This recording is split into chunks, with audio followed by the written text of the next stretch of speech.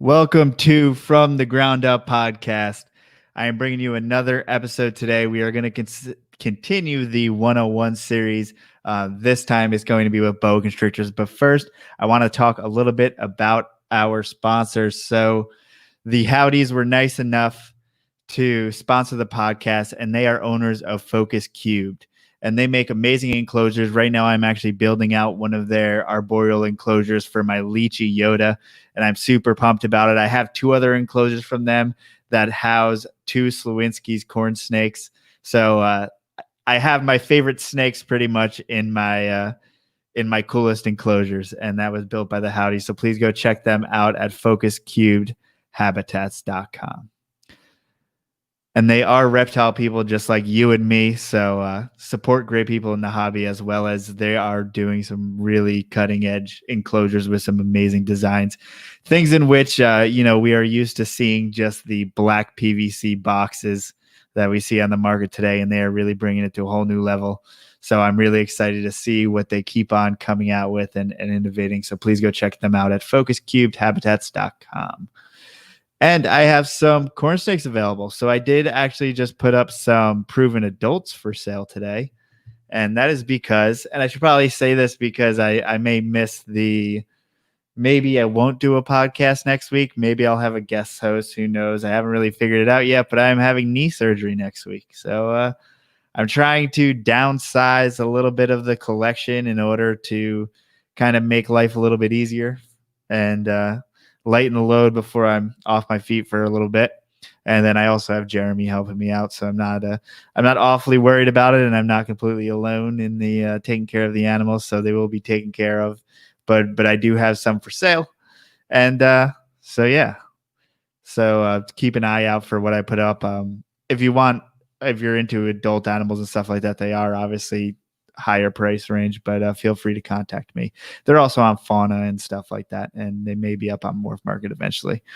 But yeah, so check that out, as well as some babies on portcitypet.com and substrates and all that good stuff. So thank you guys for sitting through the ads. I guess we have ads now. I guess I can call it that now. Oh man. So Boa Constrictor 101, and you have, and I mean, for these series, I'm going to keep on bringing back I was going to say proven breeders, but that may not be the best way to put it now. That's used for a few different things. So, just someone who has bred them before and kept them for quite a while. So, like last week, I was able to have Laura from Wind Serpents talk about corn snakes. And this week, I'm going to have James Lewis of Simply Serpents and the Reptile Gumbo podcast to talk about boa constrictors. So, James, welcome back to the podcast. What's up? Not much. We're back at it again. Yes, this is my second podcast in 2 days. Yeah, I mean, that's what remember we had that streak randomly. I don't know if it was maybe in the first quarter of quarantine there where we were just like live streaming until like 1 a.m. Yeah, some of that didn't go well. At least for April's fingers. Yes, that got deleted and is lost to history. I'm not even gonna say the whole thing because it's almost more fun just to keep people in suspense. So, how's it going? I heard man. you're getting knee surgery. That sucks. Yeah. I've known for a little bit. Just retore my meniscus. I've torn it before, and I tore my ACL in the same knee, but only the meniscus this time. And we'll see if he can stitch it back together. You shouldn't do that. No, frowned upon for sure. In case anybody's listening, that's a bad idea. Don't try it. Yeah, and this is like my first time as a full-grown adult on my own insurance, and I realized that getting surgery costs like a used Honda Civic. So that's so boa constrictors. Yeah. So what first got you into boas? I think back to like first grade, like. The first snake we owned that I remember was just a little baby boa, common boa imperator, what do you want to call it? But I remember we got it, and ironically enough, we got rid of it because it got too big. And I'm like, yeah, that's not that big. But I've always loved them. I find them to be like the best beginner snake if you get past the whole being 6 foot thing, which I guess retics have shown people can get past size because every other person seems to own a retic. But boas are so much easier to deal with, and then they come in a million different colors, and they come in so many more colors now than what, like when I first got into it. Before it was like you can get albino, you can get black, or you can get white. Those are your options. So I think their care and everything makes them an awesome pet. And then you've got also, if you really want like the boa constrictor, the big ones, what they call the true red tails, that's a whole different beast, and those get a little bit bigger, and they have more. It depends on what subspecies you get. Some have more colors, some go darker. Like the Argentinians go like you can go almost solid black when they're full grown. So yeah, I find them to be super easy, and you never have to worry about them not eating. That's the best thing about if you own picky eating snakes, have a boa in your collection so that you always have someone that will eat whatever doesn't get eaten at the end of the night. Yeah, I think what's kind of cool about like the BCIs, BCCs, BCOs is that there's all different forms of these animals, and forms may not be the best way to put it, but you have things like the hog island that stays rather small. I mean, Argentines seem to get pretty big. True red tails get pretty big, and you have varying temperaments, varying colors, even natural coloration and different morphs and stuff like that. Well, and now you don't have BCI anymore because they've stripped it down to boa constrictor at its own species level, boa imperator now at its own species level, and then you have boa sigma, which are like those like cloud boas on like the Pacific coast of Mexico. They have the big long like Mexican names that you can't pronounce. The ones that Warren Booth loves. They're really cool. If you're a locale person, those are the ones to go with. But yes, and then they've done subspecies in boa constrictor, but yeah, now boa imperator is its own thing. So when I first got into it, you had red tails, which was boa constrictor imperator, and you had true red tails, which were boa constrictor constrictor. And now if you call on any Facebook group, if you call a common boa a red tail, they'll eat you alive and yell at you. And I still call it a red tail. I don't care. It was a red tail when I was little. It's still a red tail now, and it has a red tail. So tough. Yeah. So I guess I've been in it long enough to get to the point where I say things that are totally wrong and people hate me for it. But hey, that's what I always call them. It's what I mean. It always kills me when people go, "It's not a red tail." It's like, does it have a red tail? Is it what people tend to call it? Then it's a red tail. Like, I mean, people get so upset about common names on some of these things. I'm like, right. It's a common name. If everyone knows what you're talking about when you say it, then it's a fitting name. Like stupid people and their royal pythons. It's a ball python. We all agree it's a ball python. They'll get over it. Yeah, yeah. And as far as like the different species, is it really imperative to keep them separate? I mean, is there some type of battle between hybrid, not hybrid type of deal? You don't. Yeah, I mean, people don't really want to breed like the imperator to the constrictor, and there's really no reason. Like, if you're going constrictor, there is a real natural beauty to some of like the Surinams and the Guianans. Like they're almost purple tails. Like it's so deep. Or then you get like the Peruvians, which like their background body color is yellow. And so you don't really want to mix the Colombian into that. And with the Colombians, I think that's more, if you want to have fun genetically, that's the way to go there, just because there's so many different morphs. That and also some like the Central American boas. A lot of like the blood boas and all that stuff come from some of those Central American boas. So what we're usually working with in the hobby, what you see at your pet store, that's going to be that imperator from... Was it a Colombian? Colombia, yeah. There's actually a Colombian BCC, which is not as common, but yeah, the one everybody sees and the most common is either the boa constrictor imperator, which is the Colombian, or like for the longest time growing up, you'd always see with the Central American, the much darker, smaller ones they cost like $30 in a pet store. Those were the Central Americans, the ones that tend to be a lot bitier than the Colombians. But now there's so many different locales, and I'm not a locale person. That's like if you ever listen to some of the podcasts like Warren Booth's on, he goes into some of those locales, and it loses me like the like some of the king snake guys lose me, or like rosy boa guys lose me. I can't do locales. I'm not patient enough to learn geography and biology. Yeah. Sometimes just we've gone too far. It's just it's fun. We get to play with all the fun colors and everything. With them, it's like nuance. It's all about nuance. Well, that's those guys with the gray bands. They can tell you just by looking at a gray band exactly where it came from, which they may be, but I'm just saying they're a really variable animal. So, I mean, maybe that's where it came from. But those guys are so much like it came from this rock on this side of the road next to this cactus in the shadow of this mountain. Like, okay. I respect it, but don't hold me to that standard because that takes all the fun out if I of don't it. care. Yeah, exactly. So we're going to be talking about the boa imperator, I'm assuming, and how to keep it. Yeah. So what's the general requirements? Say you have a baby coming home. How do you suggest people take care of it? Okay, super easy. If you can keep pretty much anything else, you can keep a boa. I mean, humidity is not a huge issue. If when they're about to shed, you kind of raise it up a little bit. You obviously don't want it to be super dry, but if you can keep it somewhere around 50 to 70%, maybe spray them a little bit when they're about to shed. I've got a baby right now that I just ordered that came in. It's in quarantine. All it is in a Rubbermaid tub on top of a heat pad with a water bowl and like a little cardboard box to hide in if it wants to. They don't tend to have respiratory issues. I mean, I don't know how dry you'd have to get it for them to really have respiratory issues, but you keep them on something like cocoa bedding or something like that. That'll hold a little bit of moisture. Or I've kept them on aspen, but I also live in the South, so humidity is not a huge. Like I'm not afraid of it drying out down here anytime soon. But if you live up north, I know during the winter it dries out in houses. Or if you live out west where there's no humidity, then maybe provide like a little bit of a humidity hide, just a little like box with a hole in it with some sphagnum moss or something in there. And then temperature wise, I remember getting into it when I got into boas. It's like, yeah, you keep them like 90 to 95, which is not true. Like that's what they did keep them at.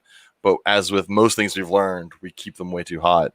I found them much more comfortable from like 85 to 90. So that part's pretty easy to keep. And size wise, so a baby can live in just, your regular shoebox, maybe a little bit bigger than a shoebox. An adult, the cages behind me, which are 4 foot by 2 foot, is what I would put an adult in. I've got my adult male actually in a V70 tub. So that's, I don't know, like underbed storage size, I guess, footprint, those little underbed storage tubs. Your females are going to generally get bigger. Your males can get equally as big. I've had big males that were given to me as big males.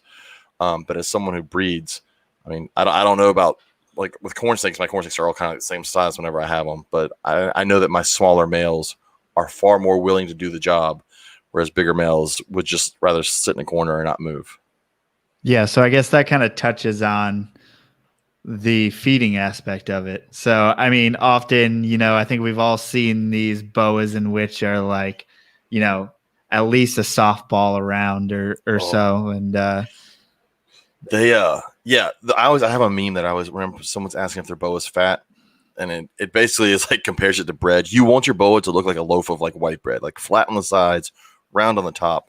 But there are so many fat boas. And I remember like back in the day on King Snake, you'd see people like, especially with the BCCs, like 14-foot BCCs with just like fat rolls. I'm like, that's not how they're supposed to look. There's not a single one in nature that looks like that. And so they can definitely suffer from like a lot of snakes with, fat deposits and definitely shortening their lifespan. They're not made to carry around that much weight, especially since most of these guys are sitting in 4 to 6 foot long cages and just sitting there, that's not good for them. But as far as feeding, when they're younger, once a week is fine. Once a week, about the size of the thickest part of the body, and you're good. But I always hear people go, well, my snake started moving around. Is it hungry? I'm like, no, just wait. It'll be fine. I mean, they move. They don't just sit still and then only move for food. And then when they get older, my female, I feed her maybe once every, it's when I feel like it, but once every 2 or 3 weeks, and my male gets a meal about once a month. And gotcha. They're fine. And when that meal happens, are we talking large rats? How big of a meal does a female end up taking? How big a male? So this female I've kept her around 6 foot. She's probably about as thick around as like my forearm, maybe a little more. And she eats a jumbo rat or an extra large rat every 3 weeks. I did have a female once before that was over 8 foot, and she would eat like 1 rabbit a month, or 1 to 2 pound rabbit a month. which is just, I mean, it was a lot of snake to try and handle because they are not if you're used to like a ball python just sits there, they don't do that. You know, they weigh 30 pounds and they want to move around and they want to always go up. So like when you're holding them, they'll stretch out. Sometimes they can be a pain to hold. It's just you'll put them on the ground and just admire them because they like to move. Yeah, I think some people are concerned about making that jump from rats, which are very readily available, to rabbits, which may be a little bit less, or at least maybe you got to go to a different source. So that seems to be kind of your discretion if you really want to. I mean, if you have maybe a genetically, gifted animal in size, or you just fed it too much and it got big enough to eat rabbits. That's one thing. I had one given to me. A guy moved, and he definitely like fed it way too much because it was probably 6.5 foot long, and its stick around is a 6.5 foot long boa, but its head was the size of like a 4 foot boa. And so if you overfeed these snakes fast, their head doesn't grow as fast as the body. And so I get the snake, which at the size it was should be eating a large rat, but its head wasn't big enough to eat a large rat. So I had to slowly grow its head up to its body size. It was so weird. But someone asked, what about baby pigs? Yeah, you can feed baby pigs. I mean, a big female, you definitely eat a baby pig. I think there's different camps as far as there's someone who like wants to feed their snake the biggest thing that they possibly can and think that it's cool, like a baby pig or something like that. And there's the people who are like, that freaks them out, so they only want to, feed it. They don't even want to feed it a rat, right? I looked into rabbits because I had a friend that bred like show rabbits. Like if you were to buy a pet from her, it's like $40-$50 or more if it's like won a prize or whatever. But I would get the ones like the feet just weren't right, or the teeth weren't right, or the ear wasn't right. And she's like, hey, do you want this? And so, yeah, I would end up getting these. They're basically show rabbits, but I would get them for free because she was just like, I don't need them anymore. You just take them. And so that was one reason I kind of switched to rabbits, because I had a free source of rabbits for a while. And then when I no longer had snakes taking rabbits, I was like, all right, we'll go back to rats. Yeah, I think that's kind of an underutilized or underthought about thing when you get to a certain point where at least you know enough animal people, or maybe you know some people locally, and you can source some things in different ways in which, hey, I got 50 guinea pigs this week. Let's try the guinea pigs. Well, you used to crack me up going to like the fair when they had like all these fancy rabbits. And I'm thinking, oh, I have one of those in my freezer. I did find out, because she would bring them over live, and I'd have to kill them, and I suck at killing rabbits. And she one day wait. What? How do you suck at killing rabbits? Okay, so there's a way to kill rabbits where you grab it behind the head and you grab it at the back legs, and if anybody's squeamish, don't listen. You pull until you feel the pop, and then it's dead. I tried that once, and I didn't feel the pop. I started feeling crunching in the back of the head, and I don't know if anybody's ever dealt with rabbits, but they have the ability to scream really loud and horrifying, and it began screaming in my hands, and I'm like, it's not dying. So at that point on, I was just like, I always had a stick, and I would just whack them behind the back of the head and be like, I'm done. I can't deal with the screaming. Lord. And she brought over like 8 of them. I was like, damn. So I get through like number 4, and that's when I realized 4 is my limit. After 4, I feel like a monster, because the other 4 are sitting there staring at me. I'm like, you're gonna have to take them back with you. I can't kill these. I already killed these 4. If I kill one more, I'm gonna feel horrible. They gotta go. Jesus. And I know that's how they do, like, because I was talking to the person who gave me a bunch of rodents, and he said in the lab they often do that. And there's a name for that when you kind of grab I guess it's like the base of the neck, like, yeah. And yeah, so that's an actual, like, legitimate way to euthanize. Oh, that's the way they do it. But it's brutal. It's if you're not good at, like, I also had one guy I used to buy rabbits from, and he could do it quickly, just pop them, go through them pretty quick. But I wasn't good at that, and it took one screaming rabbit for me to realize that it wasn't happening again. Let's see. He said cervical dislocation via broomstick method. That's what I started doing. was a stick. It was much easier and less screaming. I don't know. the bludgeoning. It's both a lot. Both of them are a lot. It's a lot. I can definitely understand someone going, well, I can't do that. I mean, I totally get that. But at the same time, I'm like, snakes got to eat, and the food was free. Yeah, I think especially when you get a certain amount of snakes, definitely more of a farm mentality in which, if you've ever been around people who live on farms, they euthanize animals all the time in a bunch of different ways. They're like, you just got to go out and do what you got to do. Well, it's like when I worked at the zoo, there was a squirrel that was definitely like it was going to die, and they're all right. Well, I guess we'll take it to and we'll go give it an injection. I was like, you're not honestly going to waste money because the injections to put something to sleep aren't super cheap. And I was like, guys, we can take care of that pretty quick. A trash bag and a wall, and I can take care of that, and we don't have to. So, trash bag and a wall will quickly take care of something. And everybody can think it's brutal, but it's not. I mean, whatever you're killing is done fast. All right. I may regret this, but someone in the comments was I don't know if you talking want to look it up. I saw that. I don't know if you want to look it up. Okay. Because I definitely have a video here, and this dude is holding a bunny like it's his prized pet. This is. I have a feeling this is going to be super disturbing. Let's see what Homeboy does with this rabbit here. Oh God, that's the kind of rabbits I would get. They'd be like cute pet bunnies. What is? Damn, he's got a whole setup. A tree. What the hell is? This is a hopper popper. Oh God, this is. Oh no. I feel like this is gonna be worse than what I did. This is gonna be demonetized so quickly. This podcast. Oh good Lord. What the? Oh Jesus. Oh fuck. Oh, I mean that's quick. That's pretty cool, actually. I mean, yeah. My hand. It was way better than using my hand and having to feel things crunch. He did say no more bunny foo-foo though. That's okay. Ooh, how did we get here? Yeah, it's way easier with mice than just thumping them on the back of the head. Yeah. I just no, there's something about the size of an animal. And the cuteness level of a bunny is pretty high.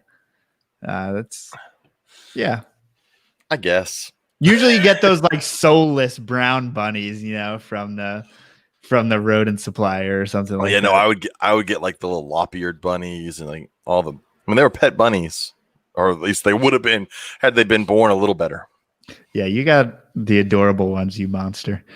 So I told you, it's like 4. 4 was my limit. I realized that. So are you opposed at all to say someone buys one at a reptile show? And I know this is how I saw them growing up, just putting it in a 10-gallon tank or something like that. Is there a way to make a tank work? I don't think there's a way to make a tank work for an adult.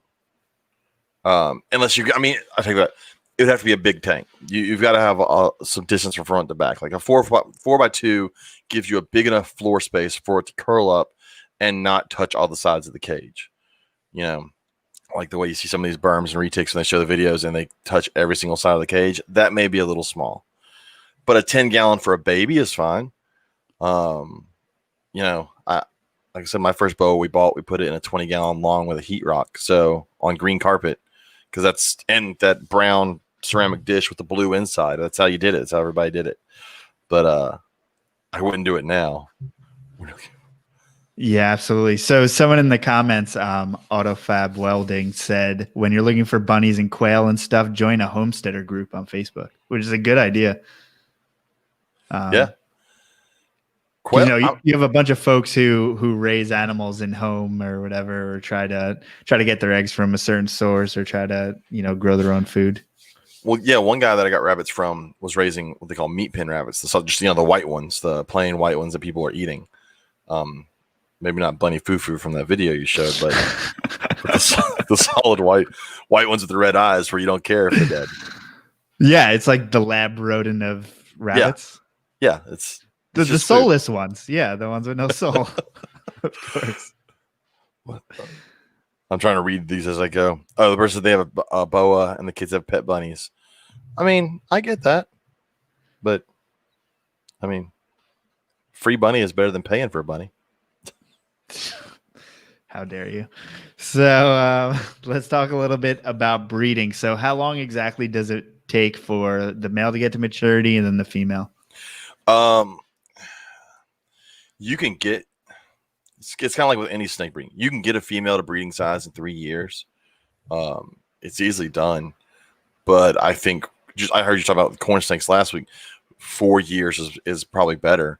If you can get them 4 years old and north of 20 pounds, then you're pretty good. And I feel comfortable there. But I know people that have done it at 3 years and like 15 pounds.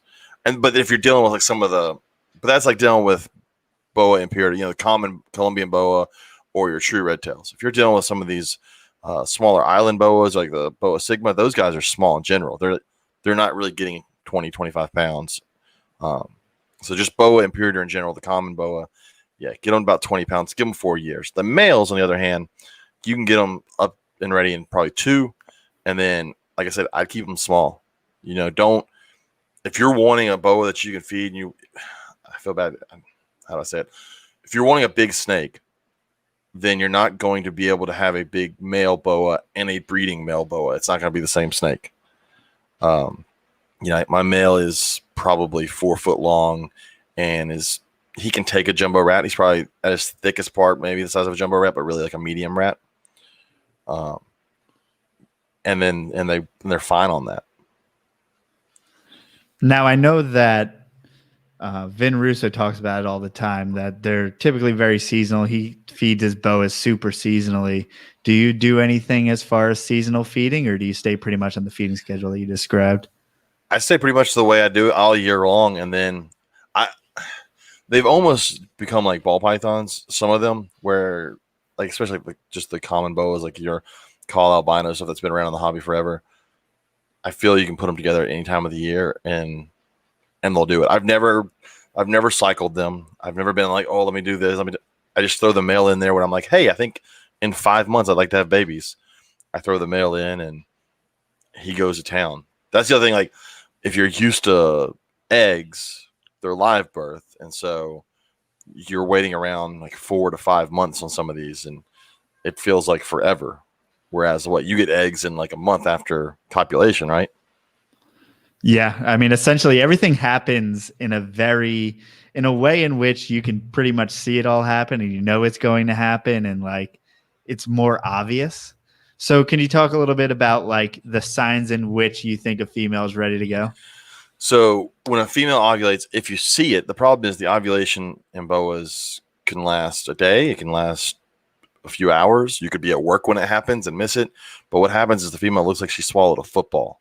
She goes from normal size to all of a sudden just being super swollen. And that's when she's ready. And again, you may miss that. It's the great thing about boas is that they eat the whole time through the pregnancy. So there's not like this, it quit eating, they want to breed thing.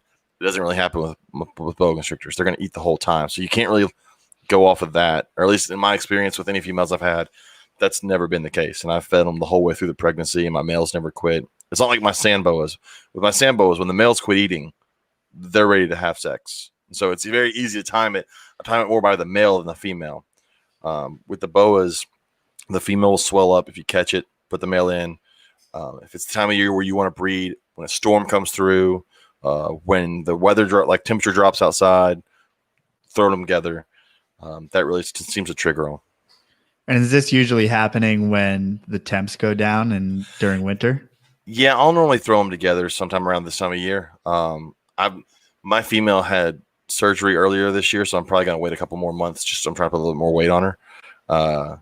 Like you might forget, it was surgery to remove a mass from her face. So it wasn't like major surgery where don't breed her again. As I just want to get more weight on her. But yeah, around this time of year, and then I'll usually get babies in early spring.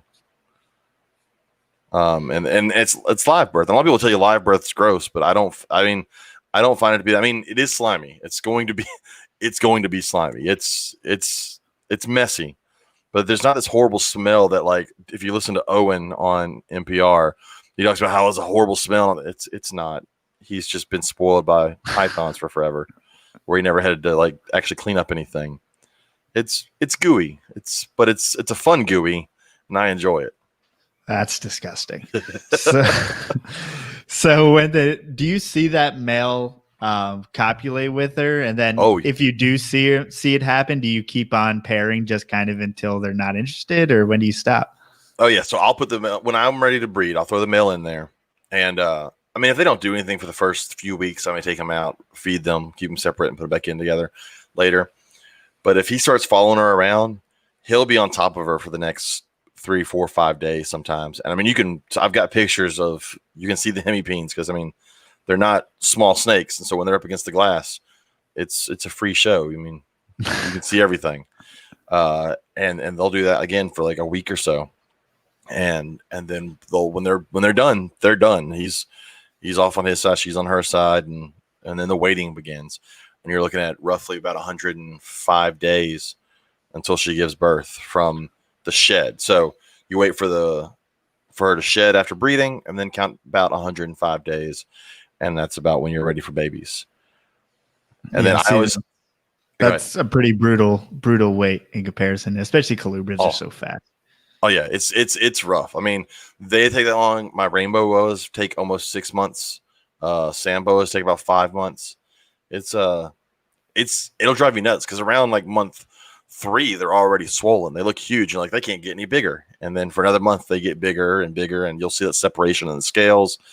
And then you just wait for a storm to come through. And if you're close to time for them to give birth and you know a storm's coming through, just prepare for babies that night because there's a really good chance they're coming. And now, I mean, like for me, I have eggs, and then I can control temperatures on those eggs and everything like that. I mean, is that just as important when you have a pregnant female? I mean, can temperature spikes lead to kinks and stuff that I would see in my animals that do lay eggs? I mean, I would imagine but if you have the cage set up properly, she's going to move back and forth, and I don't do ambient temperature. So my house is air conditioned. My snake room's air conditioned.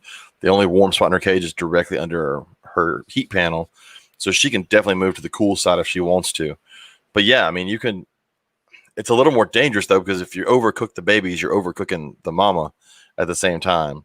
Whereas with anything laying eggs, you're just doing harm to the eggs. Like I said, I will feed them throughout the pregnancy. But if she's eating a jumbo rat normally, what she's getting throughout the pregnancy is usually like an adult mouse, like once a week, or a couple of adult mice a week. And just to keep a little bit of, I have found that I get far fewer slugs. I get pretty good, healthy babies, decent sized litters, and it keeps weight on them. After they have the babies, yeah, they're still skinny, but not nearly as bad as if they wouldn't have had any food the whole time. So do people usually hold off for some reason, or do their boas don't turn off, but people just choose not to? I think too many people have maybe they feel like they shouldn't feed, because there was always like, don't feed while they're pregnant. You could hurt the babies because they have to pass the food past the babies and yada, yada, yada, which could be true. If you're giving them something really big, they have to constrict and squeeze around all the time, and they're passing this huge prey item down their body. That's true. But when you toss them a mouse, they're not constricting it. They just grab it with their mouth and swallow it whole without any timing. It's done in no time. And then there's almost no waste. I mean, because the thing is so small. So with boas, it's much better. I do it with my sand boas all the time. And I've had my sand boas eat like up until like 2 days before they go ahead and give birth. So the big red tails will do it too. That's the one thing I love. I once had my carpet python. She was gravid, and I was like, oh, I want to feed her a little bit and put some weight on her while she was gravid. Yeah, that wasn't happening. She did not want food at all. So that was a weird thing to get used to. I was like, man, all these other things we eat any time of the day. Yeah. I mean, that's of course good when she does have those babies, and you have to, you have a recovering mother on your hands. So what do you do to kind of get her back up to size? Do you do anything special? So like I said, she's normally eating once every 3 weeks. Probably for the first month and a half, she's eating every week and a half or so. And it may not always be a jumbo rat. It may be just like several medium rats a little closer together. We're just trying to get food into her. They're not, as long as she's healthy when she gave birth, they're not a hard snake to put weight back on. But they're definitely, a lot of people will breed certain things back to back to back in years. I would never do that with something that gives a live birth. You've got to give them a full year off, because I mean, they spent half a year carrying babies, and so you're talking about trying to feed them for half a year and then have them do it again for another half a year. Right. So it's a little different than people would go breeding a ball python or a corn snake every year. Yeah, yeah. And I mean, something like a corn snake is kind of just designed to produce Yeah. over and over again. So when you do have those babies, I mean, how exactly are you getting them started? It's super easy. They come out eating small to hopper mice, no problem. I've never had a baby boa not eat. I mean, I'm sure it's happened in the history of boas, but I've never had it. And I've had several litters, and they all, within the first few weeks, will take food, no problem. Frozen thawed, no problem, which is another reason why I put them up there as one of the best pet snakes. Because again, we all know that there are certain species that, although will not starve to death, go on hunger strikes for a period of time and freak their owners out. If your boa goes on a hunger strike, something's wrong, and you honestly have to figure out what's going on. Because I mean, they're not aggressive. They just have a really good feeding response. And now, is that starting with live, or can you feed frozen thawed right from the beginning? I only ever feed frozen thawed. Okay. I'm a firm like, you either eat frozen thawed or you don't make it in my house. And it sucks, but I don't do live, and I don't do force fed. That's just me, and I'm not. It's not a kick on anybody else that does that stuff. But with boas, I've never had to go, ooh, I need to go get a live mouse because this one won't eat. I can usually get after the first shed. So normally when the boas are born, you have to remove them from all the goo. And like I said, it's a mess. So you get the mom out, you set her off in a tub by herself, and then you're left with a giant pile of slime and babies, and probably every now and then a few infertile ovums, the big yellow masses. And you separate all the babies. I put them in a big tub on paper towels. I keep them sprayed down for the first 4 or 5 days, and they go into shed cycle. And then once they shed, they all get separated into what I have are V18 tubs, but a shoebox tub, whatever would work. And then from that point on, if it's not a pet, if it's something I'm going to end up, if it's a baby that I'm just making sure it's fine, it's eating, I keep them on paper towels. But once it becomes a pet or a holdback, it goes usually on Aspen if it's in a tub, or like my big females on Reptile, just so I can kind of spray it and raise the humidity every now and then. But with shedding, that's really never been an issue for me. They're pretty good at shedding in one piece. Awesome. And as far as getting them started, what's a good number until you're ready to let those babies go? I don't like to let anything go unless it's eaten 4 times for me in a row. 5 if I can do it, but at least 4. Just, if it's eaten once and then it goes a couple weeks without eating and it eats again, I'm starting that clock over again. Sometimes where I'll kind of cheat on that is if I fed it and it's eating really well, like 2 meals, and then I want to go feed it again, but it's in shed and it for some reason doesn't take food. I'm not blaming it being a picky feeder at that point. I'm blaming it in shed. A lot of snakes just don't want to eat in shed. But yeah, I like to at least get 4 meals in them.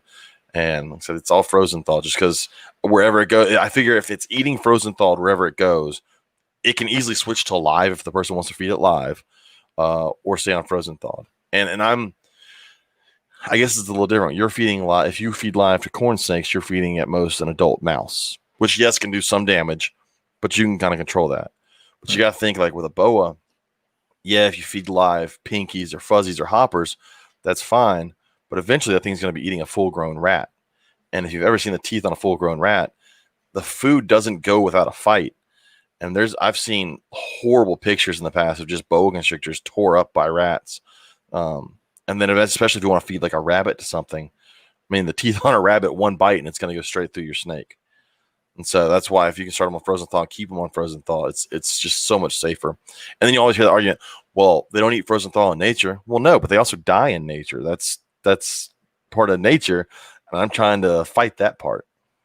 Yeah. Yeah. You also have animals that are nicked up in every single way. And I mean, those boas, it's not even like even a corn snake, the scales are large and it has but those boas, they have such a high scale count and their scales are so much smaller. Like they have that silky feel. I think that's why people like them. But that also means that they seem just a little bit less protected. Yeah. And I fear what the teeth on a rat, because the teeth on a rat are huge. And then I can't imagine someone feeding a live one. We already talked about it. Feeding a live rabbit something means you're going to hear it scream. You don't want that on your hands. That's a horrible sound. and two, those teeth are just insane. Or like the nails, if you ever like held a full-grown rabbit, the nails on them can be really sharp. It's just not worth it. And if you're someone like, well, I like feeding live, then snakes probably aren't for you. Go get a fish. Go get you an Oscar and throw a fish to it. You also may be a psychopath. That's probably true. And, so as far as if you have someone who's looking at a show, are there any considerations? So say, are there imports and stuff going on? I mean, what should you ask someone at a reptile show? So at a reptile show, there's going to be a couple of things. I don't see at a lot of the shows down here true boa breeders. There's a handful of us, but like go to a table and there's 17 of what you can tell definitely came from the same litter. They can tell you all about the mom, the dad. A lot of times what you're going to see are the resellers, and there's nothing wrong with resellers. I have great friends who own shops and do reselling at shows and all. Just be careful, because some resellers are the reseller that will pick up 5 snakes that morning and then throw them on the table that afternoon. And you have they could be covered in mites. You don't know. And so you just gotta be careful. Ask questions. What were the parents? And it's not beyond somebody to lie to you and tell you what they were. But if it's a table that has one red-tailed boa and then a corn snake and then some reed ticks and then some lizards, and they try to tell you what the parents are, they're probably not telling the truth, because they probably weren't there. They probably have never seen the parents. They just picked them up from somebody who bred them, because there's so many people out there that we talked about before that they go, I got 2 snakes and now I'm going to breed them. And then these things have like 20 something babies. And so, yeah, you bred them. What are you going to do with those 20 babies now? And they end up getting resold to someone at a show. And my other big caveat to picking out a snake is, if you are planning on breeding, don't just go pick up the cheapest boa on a table, because, and this may sound snobby to me, there's a lot of ugly ass boas out there that you can buy for cheap. Quit breeding ugly ass boas to ugly ass boas. All you're going to get is more ugly ass boas. Stop it. Like, take time, find quality. There's plenty of people out there who have spent time on making sure their animals are nice and clean looking. They're not just all muddled with specks of black in them. If that's the thing you like, go for it. But man, there's so many ugly snakes out there that people just like, I'm going to breed when I want to because I have 2 of them. Yeah, but then it's also so much easier to find a better looking one. I mean, you have the internet, which is like your total advantage, right? If you're really out in the market for something really nice, I mean, finding something online is honestly the best way to go. I mean, there are some reptile shows. There are a lot of great reptile shows with a lot of great breeders at it. But why make your pool any shallower and just go online and try to find an awesome looking boa? I check out. I mean, I'm not in I don't plan on buying a boa anytime soon, but I check Morph Market like 15 times a day just to see what's available. Yeah. So I'm like, I'm not planning on buying one, but if there is one that I really want, I may buy one. So yeah, be selective when you're at a show, and that's not even just boas. That's just animals in general. Like, be selective. Don't go, well, this guy has them for $50 cheaper than yours. Well, okay, I don't care. Don't tell me that. It's not going to affect my price. Same as you. Like, if you have your corn snake marked at whatever, and the guy 2 tables down who's just a wholesaler buying a whole bunch of them has them marked $20 less. So it's not going to change the amount of time or effort you put into your snakes. Right. And go ask that guy for pictures of the parents. Yeah. No. So that's what I usually tell. And I try not to be a dick about it, but I mean, you have to be. Don't try to play that game. And it's just usually you get what you pay for. I know sometimes it's probably not a big deal, but if you want something in which you are going to breed, especially, it's one thing if you're going to have a pet. If you want a little pet boa for whoever, then I guess it's still be in a bad situation. But even then, if you want a pet, go get a pretty one. Right. Go get a pet because if you have a pet, you're going to want to show it off. Go get one that when you show it to people, they go, oh man, that thing's awesome looking. And it's, like I said, it's easy to do. It's just, if people would quit going, because the problem is people go on Craigslist and find ball pythons or boas or whatever for giving away, and they end up with a male or female, just random Craigslist animals, and they want to breed, and they breed. And I'm like, there's no reason to do it. Stop it. And I know I sound like a hypocrite because I obviously breed, but there was some thought put into what I bred. It wasn't just, this has a penis and this doesn't. Let's put it together. 2 penises. 2. Yeah, it's two for the price of 1. Oh yeah. So as far as what you're working with there, I mean, there's a whole bunch of different morphs of Man. the imperators. So I'm fairly basic. I like call albino. So there's 3 albinos in boas. There's the call line, which has been around the longest, and then there's the sharp line, which sharp and call look the way you think an albino boa would look. It's white and red. And then there's the VPI uh, albino, which is the T. I always get it wrong. T positive, T positive, T negative, Yeah, that makes sense. T T positive. positive. Yeah, It's like more of a caramel coloration. yeah. It's like caramel. Yeah, it's like the caramel, like brown. And if you search Morph Market, every other snake on there is either het or is VPI, and I'm like, that's not the albino route. One, I like the look of just albino. Like I like the red and I like the contrasting white. But man, VPI is all over the place, and very few people are spending time on calls. And I've talked about it before. I think it's call was around for so long, and it goes back to the people breeding ugly boas to ugly boas. Albino is the best gene at hiding ugly. Right. I mean, in any snake. Black Any snake, turns to white for the most yeah, part. So yeah, you can hide all of that ugly pattern that you normally wouldn't like with albino genes, and so people will buy cheap albinos and then breed it to another ugly boa, and then wonder why their snakes don't look so good or why they fade. That was the big knock on calls, is they fade. They go from this really pretty bright orange and red and white as a baby to kind of a yellow, and the red fades away almost to a white. And that was true for a while. And then people will realize selective breeding can fix a lot of these problems. Find the adults that have good color, breed them to other adults with good color, and you make babies that will hold on to their color. And that was kind of always the draw for people wanting to go with sharp albinos. The sharp albinos historically kept their color as adults. And it was why they were also cost a little more. But I like working with the call, and I like the challenge of trying to make good. Like I like the challenge of having a call albino, and then people see a picture of the baby and go, "Are you sure that's not sharp?" I'm 100% sure it's not sharp. It's just bred well.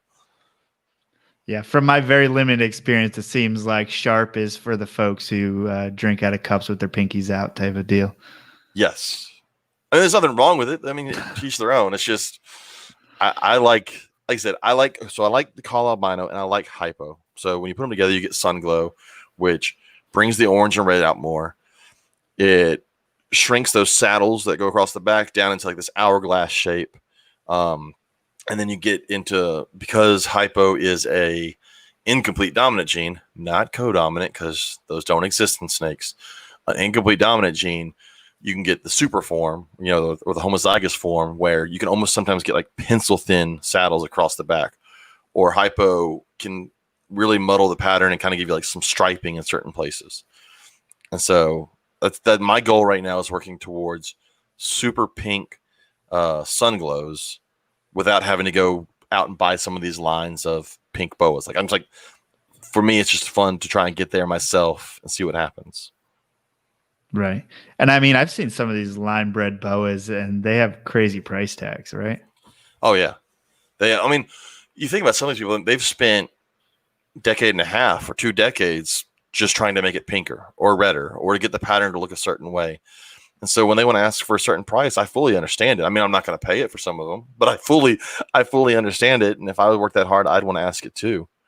But then there's so many more genes now, though, that it's really crazy. Like I'll go look on Morph Market, and I don't know what half of them are. And I'm like, that's cool. I know the very simple genes. I like jungle. Jungle and boas tends to really kind of clean the pattern up. You don't get a lot of speckling, and you get sometimes you get really funky patterns. Like these jagged stripes down the back instead of straight stripes. And it's also another incomplete dominant gene. There's also motley in boas, which is an incomplete dominant gene, but that's one of those ones where you're never going to find a super form because they die. Well, you will. You just won't find a super form usually over 2 years old, because that's the solid black babies. They come out solid black, and they tend to have health issues around year 2 or 3. But we've kind of moved away from super motleys because they found the IMG boas, the increased melanin gene, where they start out normal color, and then as they get older, they turn black. And so people got their black boa without it dying. So that was kind of the benefit to that gene. Now, what happens when you put like IMG to albino? It makes it really cool looking. It actually the whole color of the boa, it's like this red. It's hard to explain, but it kind of looks red all the way down the body. Let's see if you can find a picture of it. It's really neat. Yeah, I'm trying. The only problem is like IMGs on their way to becoming black are butt ugly. Now, again, you can mix it with albino and make it albino, and then it doesn't matter. It looks pretty no matter what. But sometimes people will see an IMG halfway through the color change. You're like, that's an ugly boa. I'm like, yeah, you probably got to wait 2 years before it's going to be black. Yeah, see like that right there? What is this? That's dragon. So that's, I forget what all the genes are in it. But Dragon. Oh, no. Well, it looks cool. yeah. That's the thing is like, it's not as bad as ball pythons where like 5 million genes are mixed in. That's looks like a IMG yes, it's motley. It says het snow. There's not a lot of red in that one. What is that? That's cool. Oh, no, but it's cool. That's motley. I can tell. I know that much. Whoa, blood sun glow. Jesus. And see the blood, I want to say is, I'm going to lie, I'm sure, but I think it's Nicaraguan. Like one of the Central American boas. It was a gene that got brought in from some Central American boas. There's a nice IMG. Yeah, that's an IMG right there. Like I said, you got to wait till they're an adult because the in-between phase is not good looking. Like it's pretty ugly. But I will say that IMGs it's a pretty cool gene to be able to get that solid black. I'm still a sap for like moon glows, the hypo snows, like it's just solid white. Looks really awesome. So I remember, what was it? Jeremy Stone? Was he one of the first people who? No, he was the one that had the fire, the one that magically got here from Brazil. Oh, well, I think they found out. Yeah. They done got found out. It came here in a pregnancy belly. Oh, boy. That was that whole thing. But yeah, you can see how the saddles on that are super thin. That's how you can tell it's got the hypo gene in there. Ooh, so this is as an adult. As an adult, they do tend to yellow out as an adult. That was kind of the benefit to like some like bringing in the leucistic boas. You can kind of get the whites. Like the babies are super pretty because they're that white on white. Yeah, it's kind of like a baby snow corn snake where it's white on like a pinkish and sometimes like fleshy color. The only problem I ever had was that I don't like anery boas. Like I feel like anery boas remove all the parts of a boa that I like, but you got to have them in order to make that. And then there's that's sun glow. That's a pretty looking sun glow. The scoria boa, which is a really cool one, but there's some people say that it may have neuro problems. It may not have neuro problems. But this is like a very classic when we're reducing the melanin in an animal and bringing down the pattern like you see in jaguar and in spider. Yeah. It's not far-fetched to think that this could happen in many other things. So, but it's cool looking. Oh, of course it is. That's the rub, right? And it probably makes a super white baby that dies. They, like I said, there was a bunch of people. Some people say they don't have it at all. I don't know because I can't afford one, so that's not going to happen anytime soon. That is the thing about that. It's like you don't know what's going on until that second level of suckers who paid the money for the original, paid way too much for the original. The original guy already made his money, and then those second tier guys just get fucked. That's how like all these projects work. And it's like you hear rumblings of it, and then it's always mostly true, like most of the time. And then there'll be one guy who comes out like, that is not true, and then he's just trying to sell them too. I don't know. It's like, like scaleless ball pythons. And the problem is in the beginning, you don't know who to trust. Do you? Yeah. Do you trust the guys who seem like haters because they're not in the project? Or do you trust the guy who's out to make money because he is in the project? It's a hard one. But I remember the first time I saw a Moonglow, what was it, Daytona? I remember seeing pictures of it like back when King Snake existed. Seeing pictures of it on King Snake and then walking in Daytona and someone had it on their table, obviously not for sale. But it's just solid white baby boa. I was like, that is awesome. Because that's before we ever had any sort of leucistic boas or anything like that. So there is a true leucistic imperator? That fire diamond or whatever that came over in the pregnancy belly. That's a leucistic gene that Wait, is matched. are we allowed to tell this story? That story's it's all over the internet. I've never heard it. Okay, can you tell it? Do you So know from what it? I understand, is that a vet signed pay because you couldn't. I was on King Snake. I remember when the first two like popped up in somewhere in Brazil, I believe, and they had a video of it, and then like it got quiet for a while, and no one ever saw them again until the Reptiles magazine came out with Jeremy Stone on the cover of it with a solid white boa, and you're like, wait a minute, I've seen that snake before, because you couldn't export them out of Brazil. So according to the story, I think a vet fudged some papers to say that it didn't come from Brazil. It came from whatever country's next to Brazil. And it got smuggled in a fake pregnancy belly from Jeremy Stone's sister. And so the two snakes were in the fake pregnancy belly, and that's how they got here. And but by the time they got here and by the time anybody caught on to it, is that everyone already had hets. They were already sold. Hets were spread out across the country. And I mean, it was here. There was no like, everybody give me all your snakes back. The rest is history. But yeah, it's amazing how those two snakes that were in Brazil magically disappeared. And Jeremy Stone had a white one several years later on the cover of Reptiles magazine. That's my thing is like, if I'm going to import something, maybe the cover of a nationally publicized magazine is not the place to show it. I'm just going to smuggle it over here. You would think, but some people got some chutzpah, as they say. Well, that's like several years back when the first melanistic blue tongue showed up in Australia, and then all of a sudden, years later, they're in America. I'm like, how the hell does that happen? I can't get here from Australia, and the answer is always, in that case, Germany. But it happens. They're cool. They're solid white. I mean, that's again another snake that I won't own anytime soon because I can't afford. But it also removes part of the stuff that I love in boas. I love the pattern. One of the coolest things when I sell a boa, I always point out, is that if you ever get a chance to look at the face of a boa constrictor, the pattern on their nose, on their face, goes through their eyeball. It's actually on the eyeball. So they have a patterned eyeball, which is the coolest thing. It goes straight through and onto the back side of the head. And they also have this little weird like mustache on their lips. There's always like a little black mustache on their lips. So I love the pattern on the guys.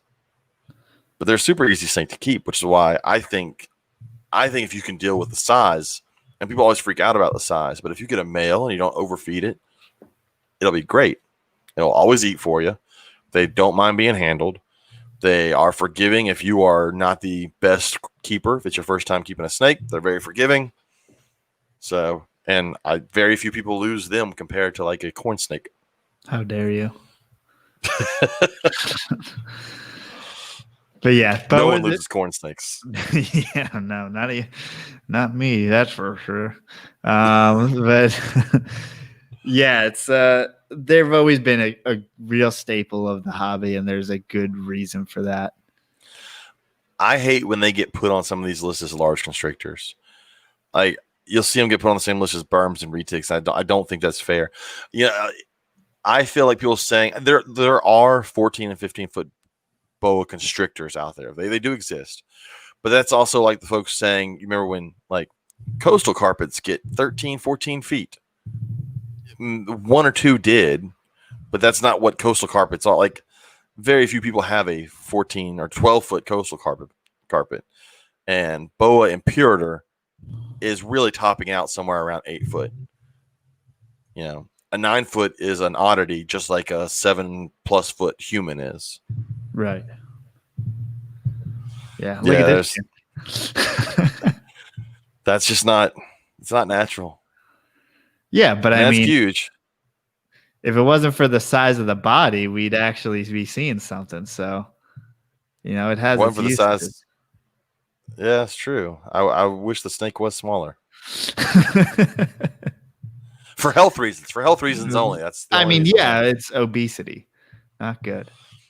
There used to always be pictures floating around king snake of just giant obese boas, and like you just see the fat rolls on those things. Oh, this retic.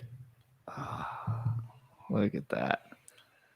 That just like It scares me how many retics are produced in this country. They got to go somewhere. It also scares me that a lot of the retics are owned by this guy right here. Whoever this guy is, he also has a lifted truck, and he also speaks in a very deep voice. And he's He also wears MMA shirts. Yes, yeah, he wears tap out shirts. He may still have a chain wallet. Someone out there is getting offended. And if you're offended, good. We're talking about you. It's you. Yeah. Yeah. You are that person. The shitty thing about the reptile hobby is that's probably like someone who knows someone who's watching the podcast. Like it's small enough to where that's probably like an actual person. They're like, this guy's talking shit about you. Yes, we are. I'm not hiding that. It's a joke. A list of people I talk shit about. But it is a it's a joke. It's a joke based in reality. Based on my very snap judgment on what is probably reality. But hey, we digress. Look, stereotypes are stereotypes for a reason. There was something to base it off of. Most times, yes. So what are you excited for? I mean, besides like pregnancy belly boas and stuff like that, what are you excited for in the future of boa constrictors? So I had one baby that I held back this year, a male super sun glow that's got a lot of pink in them. And I spent a long time trying to find a mate for it. And I bought a hypo jungle possible het. I didn't really want to get a possible het, but it was worth the risk because of the way it looked. Possible het albino. The only problem is I'm starting to question if it's male or female. It's supposed to be female, and I've tried to probe it, and it kind of probed female. But man, every time I palpate it, I feel a little pop down there that shouldn't be there in a female. So I'm going to take it to one of my next shows, and I have some other people sex it along with me just to make sure. But I don't want to waste the next 3.5-4 years raising it up and finding out then that, it's a male and it will do me no good. So I got to find out. I'm really hoping I'm wrong, but I've sexed a lot of baby boas. And so I just got to try and probe it again. But I'm stuck on both sides. I've sexed it as a female and I've sexed it as a male. I need other people to lay hands on the snake and tell me what they think. Yep. Bring your snake over for other people too. Yeah. I need people to fondle my snake to figure out what it is. Exactly. But if it's a female, I'm looking forward to producing very pink sun glow jungle boas, which will give you the messed up funky pattern with very thin saddles and stripes and bright red colors with somewhat of a pink background. I did have one super pretty holdback. Let's say a holdback. It's not really a holdback. He's not getting sold because he was born with bug eyes. But his entire body color is red. But of course, as you know, with any red or pink snake, you can't get any pictures of it ever because every picture I've ever taken of it, all the red just disappears in the light. But It just sucks that I'm like, hey, I can't breed you, but you were the prettiest one out of the entire litter.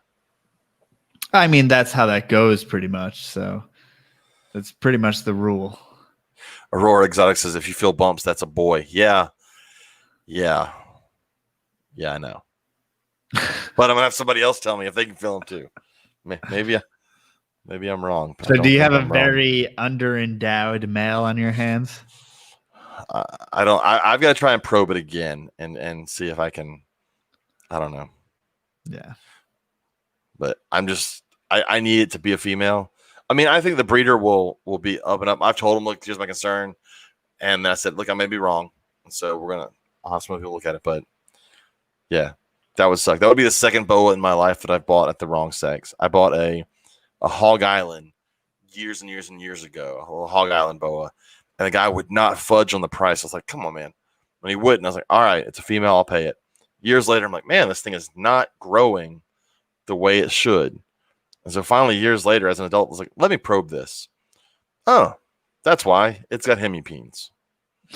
So that one. And sucked. I mean, that happens to the best of us. Whether it is we raise them up for years and then realize that they're males all of a sudden, or, as a breeder, we send out the wrong animal just off of, happenstance, or the wrong sex animal just because one got through on you or something like that. I mean, that happens. And usually, since it's an honest mistake, I would rectify it if it was, if I was in that situation. And most of the time, if the breeder's still in it and a good dude, they should rectify it. Aurora Exotics, there's no way I got incorrectly sexed because Warren Booth is amazing. That snake is whatever sex he says it is. And if the snake tells you any different, the snake is wrong. Yeah, so if someone with a PhD missexed your snake, then I mean, it happens. It does. And I would really hate, I'm telling you, I can't fathom 4 years going by, this project in mind, not going, all right, I've got my female, and then realize I've got a male that does me absolutely no good.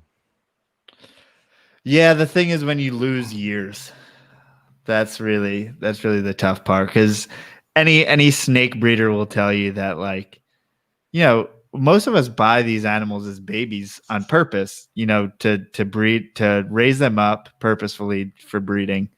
And you put time into this animal. You have a lot of ruminating thoughts on what to breed it with and dreaming about breeding it eventually, especially if it's like your one prized, your female that you've been waiting so long for, to start a new project or something like that. So it's like when it happens, it's different. It's not just like you have a mixed sex animal. It's like, yeah, your dreams are a little crushed. And it really sucks when it's like one of those snakes, like in this case, where I have a holdback baby that I produce, that I have plans to see what the baby I produce can also produce. Right. And then I'm waiting another 3 years or 4 years after that, because at least you're the asshole in that. You can be like, I'm just an asshole. Sorry myself. I fucked myself again. Well, mine, the one I held back, I know is a male for a fact. So I'm good there. It's the one I bought that I don't know. We'll see what happens. Well, I seem to take the least amount of care with the animals that I hold back, because like I'll sex it once, and then I'll be like, oh, this is going in a bin, and like that's that, right? Well, I was showing it was probably like 4 months ago or something. I was showing Matt Minatola some of my holdbacks from last year. And then, sometimes when I'm holding them, and since someone's over and I'm taking them out, and I barely like take them out, just hanging out by myself, and I just kind of look them over and look at everything that's going on. And I'm like, this tail looks awfully male. This tail looks awfully male. Fuck me. And like, like now I have to change all my plans around and try to figure this out. But so yeah, it happens, whether it's yourself, whether it's someone else. Mixed sexing. It's sucks. Bitch, but it happens. It sucks. It should definitely be easier. You should, babies, like the boys should be born blue and the girls should be born pink. It should be much easier. Don't they come out with the little marker spots on their backs? Yeah. Or is that only some breeders? I saw them at shows. They've got to be that way. Yeah. I think that's, and I don't know if it ever comes off. Maybe never. Probably toxic. But I think. Go ahead. I was looking at what someone said, the male monitors will show they are male when they're going to the bathroom. Well, yeah, like my tortoises, I can definitely tell my big adult tortoises are male, because every now and then you'll look out there and it's just hanging out for the world to see. But unfortunately, snakes don't just do that you don't randomly walk by your snake and just hemipenes hanging out. That'd be so much easier. Although I guess then you got to worry about like things sticking to hemipenes all the time. Yeah. But there are no snake boners. Most other animals in the animal kingdom get boners. Like really your dog sits there and just sticks out. Like it's like rub its belly a little bit too much, and there you go. Oh, I guess that's what palpating is. I guess it doesn't excite them that much, because I mean, on some of these, like the one I've got, I've rubbed it a lot to try and see if it's male. You'd think by now something would have popped out. It's hard to please. Darren Watson, snakes should be able to take a pregnancy test. I agree. And then, I mean, you do have things like shed testing. That's true. So, I mean, if you want to, you can take a shed from your animal, send it off to get genetically tested, and then they can tell you if it's a male or female, theoretically. The only problem with that is then I've paid a lot of money for someone to disappoint me. You can just disappoint yourself. That's my only thing. Is like, here's a lot of money for you to genetically test this, for me to find out that I was right, it is a male, and I'm now down that money, and I have this snake. Do you know how much it is? I don't. It can't be cheap. Just I've never seriously looked into it, to be honest. Has anybody in the chat? I can't imagine anybody in the chat. So I don't know who all's done it. I think Justin at one point was gonna send several off. Look I it don't up. know. I have a feeling Laura has, and she's in the chat there. So Rare Genetics, I believe, is the company who does it. Yeah. Now let me see if they have a website here. Only $15? That's not bad at all. Yeah. Yeah, I mean, it would be worth it. I mean, for someone like us to be like, if we had a clutch and sex the whole clutch, seems a little bit much. But if you just have one animal, I could see how that makes sense. If it's only $15, I may do that. Yeah. I mean, that's what it says on the website as well. Damn, that's way more reasonable than I figured something like genetic sexing a snake would be. Well, hell, now I'm just gonna wait for this damn thing to shed. There you go. And so I can be doubly disappointed when I go, yeah, I was right, and they're right. But at least you can hand that breeder, some legitimacy and be like, hey, man. Yeah. Because we've also had those things where someone tries to tell you something that's going on with your animal, and it gives you one little piece of doubt. Like you take their word for it, but then again, you kind of want to see for yourself what's going on as well. Yeah. So like something like that makes a whole lot of sense. Well, now I've got to look into that because I need to know because it's driving me nuts. I'll tell you the night that you're in the group chat. I don't know if you remember the night that I palpated it and I felt something. I was so pissed. I was like, I don't need to email the person right now because this is not the mood I need to be in when I email the breeder. Because it's not their fault. People make mistakes. And I could still be wrong. So I'm not saying he's wrong. I'm just saying there shouldn't be anything there when I rub my thumb down its tail and there seems to be something there. Right. Because with boas, you can't really do it with corns because there's almost nothing there to feel when they're babies. But with boas, you can feel something. Yeah. Yeah. So is it they don't actually pop? You can kind of palpate them and feel. Yeah, you take your thumb, start at the vent, run it down the tail, and probably on a boa, it's about an inch down. You'll feel pop with your thumb. You'll just feel that little. You're stretching them down, and they pop back up. They don't come out. So, I mean, you can try. I suck at traditional popping a snake because I'm always like, I'm afraid if nothing comes out, it's either female or I did it wrong. Like those are the two options. I don't know for sure, but like I can go through a whole thing like sand boas or red tail boas and palpate them pretty quick and go, okay, male, female, which is it's kind of like compressing a spring and then you feel it pop up. Yeah. And that's weird. It's so much faster and it's better than like having to probe where I'm like, all right, I could get my wife like, hey, can you hold the snake while I probe the snake? And the whole thing's just like trying to twist around in her hand and it's a nightmare. But I've never been good at actually getting a snake to pop and see it. Like I said, I just question myself every time I do it. Right. Yeah, I mean with the colubers and stuff like that, you have scent glands and things that confuse people. So explaining that to someone who's trying it for the first time, it seems a little bit more simple and not simple in boas. Well, and then like especially with like corns or smaller snakes, it's hard like when someone's like, how do I sex my boa? You don't want to be like, well, you can pop it because you're like, well, I don't want you to squish your boa's tail to death trying to. Right. It's not a toothpaste tube. Like that's not how it works either. So, but it usually goes the opposite way. The person's usually being way too gentle, and then but you also don't want to be like, do it real hard. You don't know. Whoa, that's what she said. you don't know exactly how to navigate the situation, but. As far as like, are there any morphs or anything? Is there anything new in which is on the horizon that's kind of freaking out the whole boa community? I don't know. Like I'm so in my lane of just like the very simple that I don't get into all the complex. A lot of what I see now is the locale stuff. Everybody's going crazy over locale stuff, and that's not like I said, it's not my wheelhouse. Plus, to me. It's going to sound bad, and some of the locale people, and if Warren Booth hears, I'm sorry. When I see the locale stuff, I'm like, yeah, that's not pretty.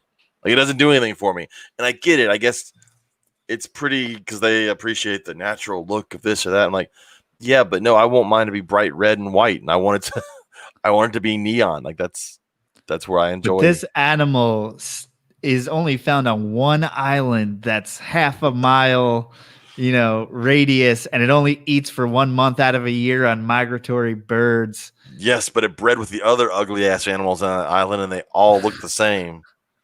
And they also have probably a terrible attitude towards human beings. That is true. But I'll see a lot of them, and honestly, with some of those smaller island species, you could tell me they're whatever. I mean, other than hog islands, I can pretty much spot a hog island. They're kind of obvious. They have that natural hypomelanistic look to them, and they have the freckles on them. They have a certain look. But you can show me any other one and call it any other name, and I'm like, yeah, that's probably right. I don't know. I know there's a couple of them that start with like T, big long T names wherever they're found in Mexico that I can't pronounce. I'm like, sure. I like my Colombians. I'm very basic when it comes to boas. Now I do want a Suriname at some point. I just haven't gotten one yet. But I mean, if you ever see the tail on those things, like good ones, yeah, there's Aurora. There's one Terra Humera, whatever that place. But that's not the only one. There's like another one too that has a huge long T name as well. Yeah, I mean, I would probably, if I was into boas, I'd probably be that guy. So there's also Tamaulipas, cloud forest boas.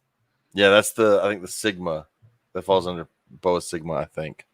Oh, yeah, man. I can't get into them. And like I said, I get it. I get the idea of this. Well, it's only found on this part of a mountain in this area, and that's cool-ish. But that's the thing about this hobby is you can like that stuff, and yeah, that's the thing. There's so many different rabbit holes to go down. I mean, that's really why it's fun and why we pretty much do what we do, is because this never stops. You're never like, I've got them, and this is my collection.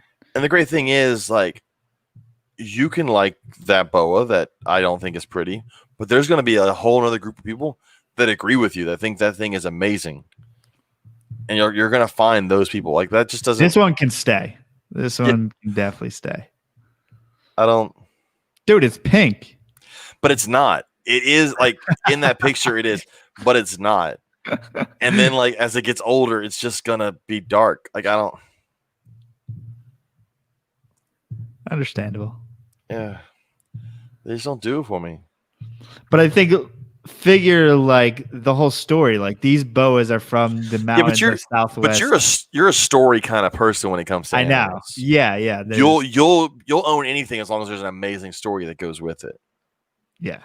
It's the reason you like our ugly ass Kasachi corns, because there's a great story that goes with it, named after a guy who died on 9/11.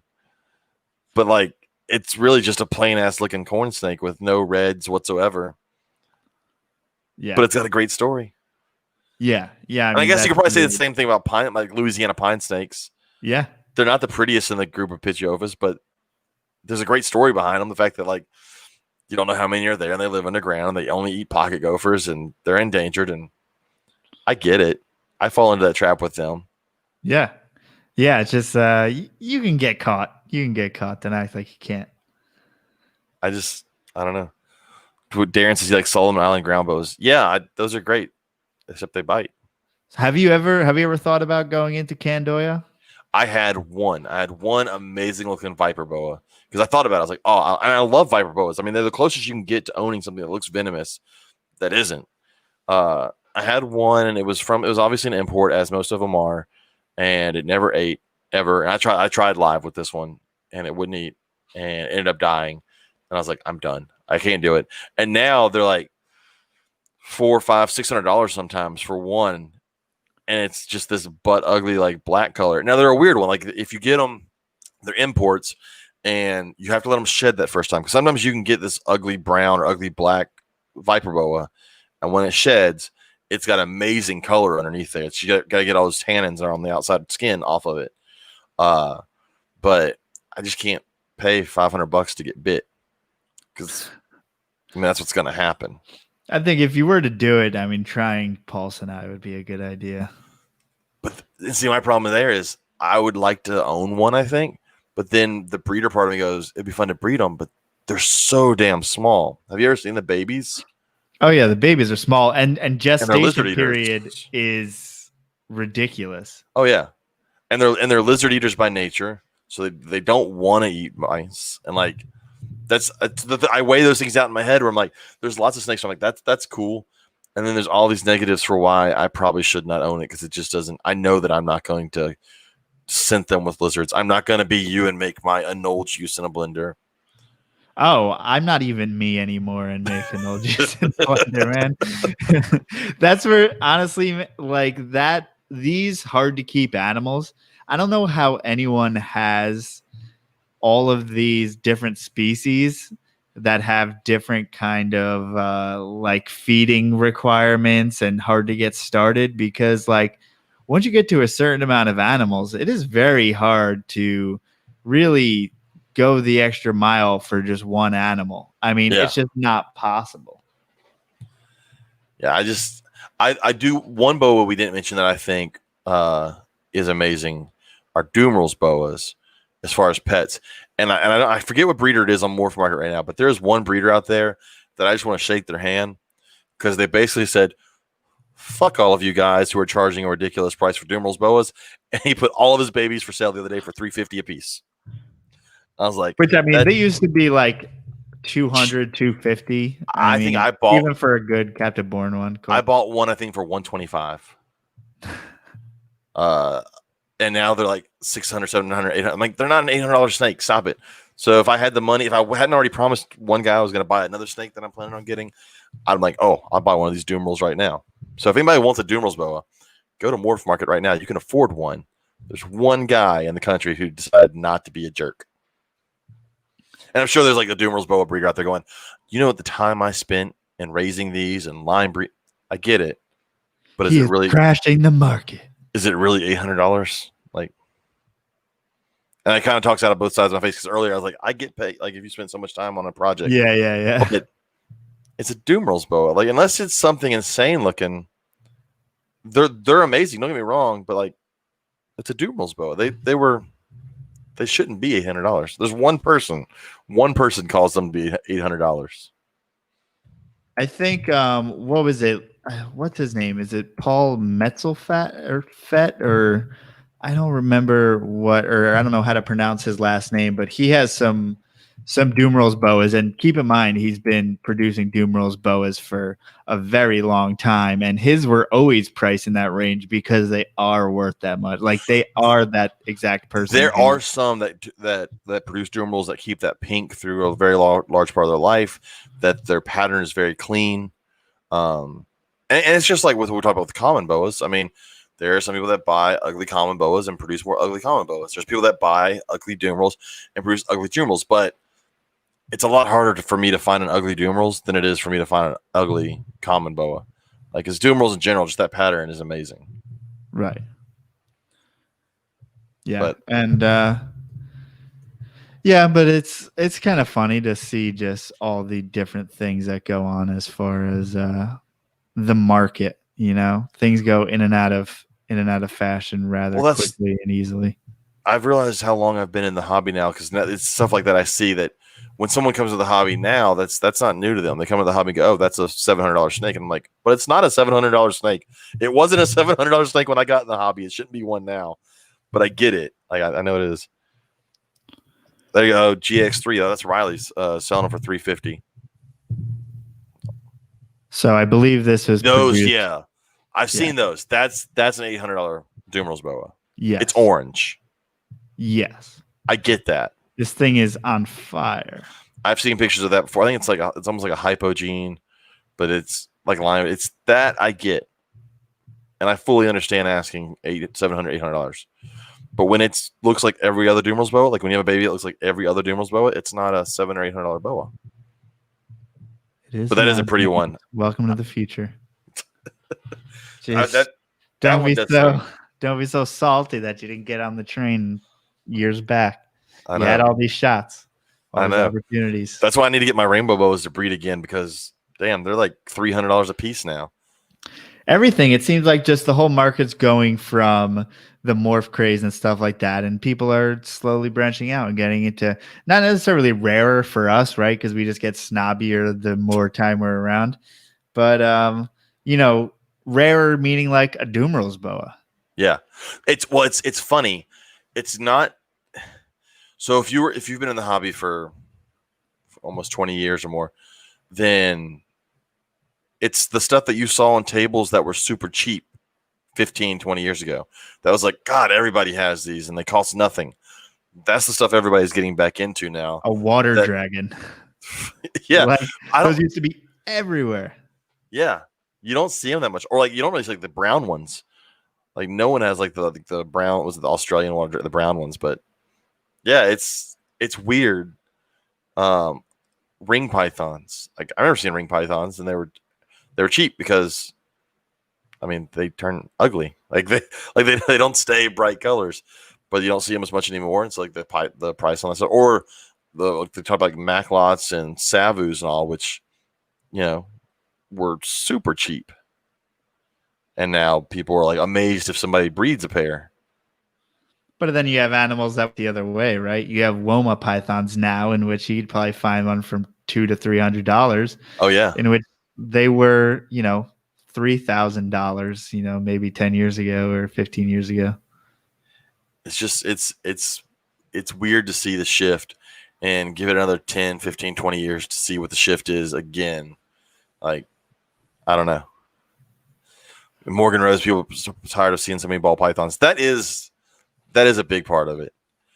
But as much as, like I said before, as much as we shit on ball pythons, they are the reason that all these other things do still exist in the hobby. And I think it's largely because of like pet tubers and stuff like this are showing all different kinds of animals too. Yeah. I just wish that some of these things like people didn't buy on a table at a show as a impulse thing. I mean that's happening, right? That's happening regardless. The price of a woman will go up again. Hey, that may be a completely different conversation. Yeah, I don't know. I don't pay. I don't know what the going rate is. Trying to change the story now. Yeah, right. Yeah, womas are sweet. I'm getting a woma in the mail tomorrow. Are you really? Yeah. I hear they bite. They do, but Austin has assured me that this male does not. Bullshit. Yeah, you're gonna open it. You're gonna open that box tomorrow, and it's going to. And they don't just bite. I hear they chew. Like it's just like they'll just be hanging out just for a second, and then all of a sudden, it's chewing on your hand. There's no like essing up and like giving you a warning. It's just a stupid Australian king snake. That's it. It's just a king snake. Which is why I'd be scared to breed them, because like they're gonna eat each other. Like they may eat each other. Did you see Austin's actually had a heart attack and bit its own heart? I have. Oh, I've seen several things like that happen before. That's weird. I don't like. Well, we didn't know what it was until I had Austin on a podcast with Bill Bradley. And Bill had said that he had, I believe it was a retic, in which they found with its mouth, clamped on, like kind of bottom top third of the body of the animal, and then they found out that it had a heart attack, and then Austin's look exactly the same. So it's like, oh, this part hurts, so I'm gonna try to bite it out of myself. I figured it's that freak out. If it hurts there, it means something's attacking them, and their first response is to bite it, and then they've already bit it, and then they die, and so they die with their mouth around their heart. Yeah, and it was like clamped down, right? It's like, yeah, it was pretty wild. They're a cool looking snake. I thought about getting them because, like you said, they're affordable now. I mean, if you want, it's a cool looking snake on its own. It's the orange head and the banded body. And I'm not saying it's definitely not the same thing as a blackhead, but it gives you, minus the head, it gives you that look body wise. And I think it's kind of unfortunate that the blackhead has overshadowed it as of late. But I mean, look at this animal. When you find really clean ones, they are pretty. Yes. And that goes for blackheads too, though. I mean, how many adult blackheads have you seen that are really nice looking? Like, I'm going to be honest, there's really only a few, like those ones that Jason is working with, Jason Hood, are oh great. Man, yeah, those Swiss line animals. Why can't I think of the guy in Alabama right now that has Womas? I You know don't what I'm know. talking about. He was at Carpet Fest Carbafest. in Southern. Florida. Ooh. Oh, I'm friends with him on Facebook. He breeds Womas, and I can't. It'll come to me later. Someone will think of it, but he has really pretty Womas. Like that's another one though. That's one where I've seen ugly Womas. But when he's Brian, is that who you're talking? yes, Holt, Brian Holt. There you go. Brian Holt. When you get people that have taken the time to selectively breed Womas, man, they come out amazing and can stay amazing. Yeah, I didn't know Brian had Womas. Yeah. Oh, that's awesome. I'm pretty sure I saw you showed me pictures of them while I was there. Unless I completely made that Katie up. I don't here? think I completely made that up. Or are you looking at your Oh, phone? no. If you, I'm looking at my TV screen. Okay. I've got my computer hooked up to my TV screen, so I have two screens. Thought you were like, yeah, his cover photo is a Woma. Oh yeah, I knew that. If you put, it's a really pretty Woma, with like this bright yellow head and like these. It looks like it has eyelashes or like eyebrows. It's got the black spots right above the eyes. Yeah, they do kind of have like a Groucho Marx kind of look, depending.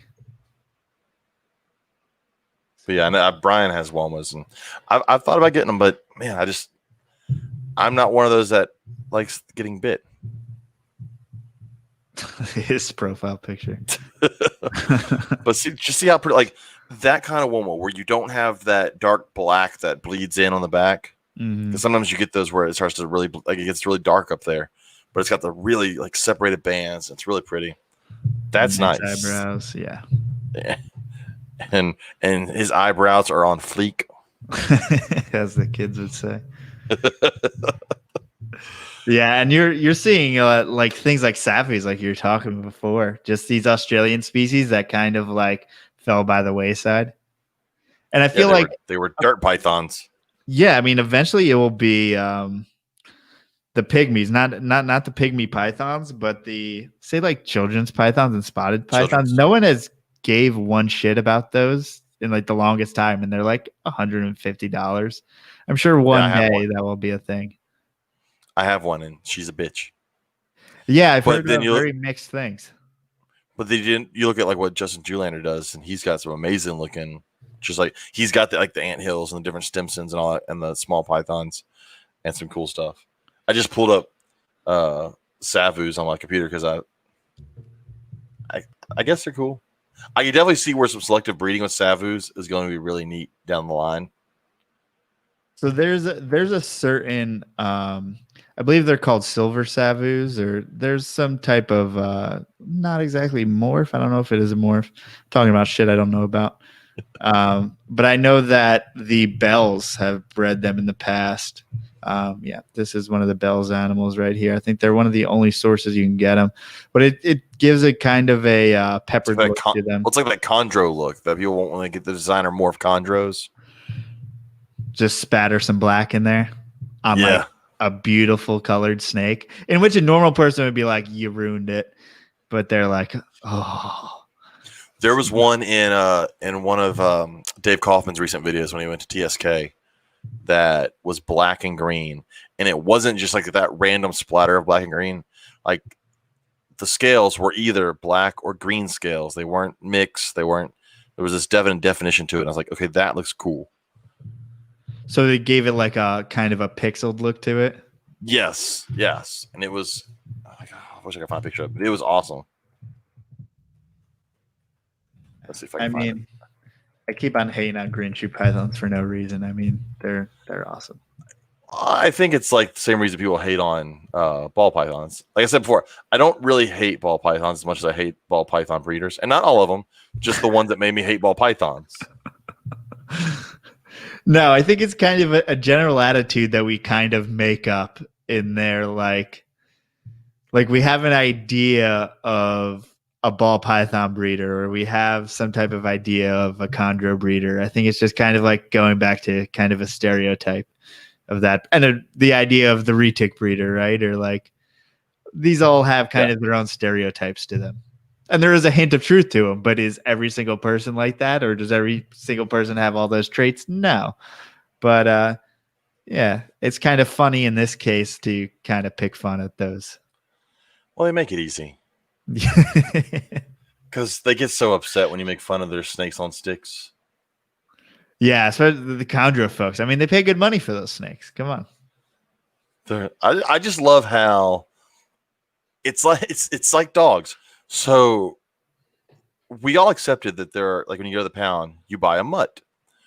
But if someone breeds it in a house, it's a designer, which is kind of what happened with green trees. It was like, they're mutts, but it's got different colors. So it's a designer green tree.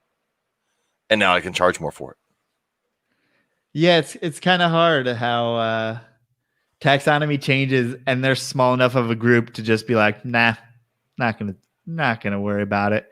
And it's like, and everyone's just like, yeah, nope, not going to. But then you have groups that will just lose their shit over hybrids.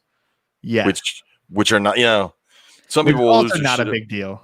Like, it's also not something to freak out about, carpet python folks. Which I think everyone's kind of chilled out a little bit about it. Like, I saw someone get posted a picture of a green tree and like an Irian Jaya, I think, and they were going to breed. And people were like, "Why would you do that?" I'm like, "Because he wants to." Like, I don't understand.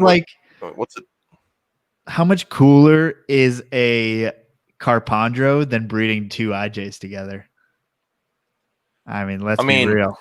Especially since, like, with that, it's kind of one of those you don't know what you're going to get kind of things. All right, hold on. I'm going to pull up this picture. Exactly. But I mean, how many amazing Carpondros have you seen? And shots fired at Eric and Jake. I'm sure they're. I'm gonna share a screen with you. Hold on. And this is the green tree I saw in Dave Kaufman's video. That I thought was just amazing. What in the hell? Like, look how, like, it doesn't. It's per scale. There's no. But it almost has it looks like Corrales. It looks like it would be an Amazon tree boa or something. Or like those, like about it. Those Wagler's pit vipers that have like the black, that naturally have the black and green scales. Yes. But, like, that's a cool looking snake. I get that. I mean, I can't afford that. I will never actually physically get that, but it's a cool looking snake. Right. And now you're going to pay $1,500 for its grandson whose parents were green, but they have the lineage going back to this. And the grandson may never look like that. It may be green. That's the other thing that kills me with green trees. Like, so yes, the parent looks amazing, but that's not what the baby's going to, it may not look anything like that ever. So. Some people think it's fun to find out. I'm not a gambler myself.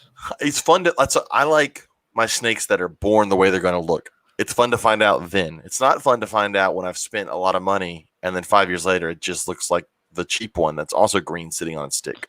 Well, I think that's why, like, something like a corn snake's fun, where, like, yeah, they do change a lot from baby to adults. Some get better, some get worse, but you're going to pay $60 and find out, Well, and you have there's not a ton of morphs and corns where you don't have an idea of what it's going to look like, though.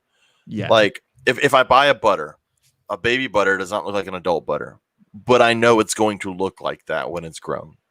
Yes, there's zero like precedence to what your chondro is going to look like. Like, the baby butter doesn't go, ooh, it couldn't look like a butter, or it could just be black and white. Like, that's not the option. Like, it's going to be a butter.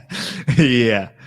Yeah, it's either gonna be red or yellow. We'll find out. Like, no. That's why I like Sam boas and my boa constrictors. When they're born, I can go, that's gonna be the pretty one. Like, I got it. We're good. I guess Sambo is in particular, right? I mean, there's very little change there. Oh yeah, they are what they are when they come out. Like, especially pattern and all that. I mean, you may get a little more speckling on some of the morphs, but, like, it is what it is. Right. So. I'm not for gambling. That's why I also am not a fan of producing, like, possible hets. Like, buying this one possible het, hopefully it's a female, I'm breeding it to an albino. So I know that everything I produce will be at least het albino. Right. I hate possible hets because I don't like gambling.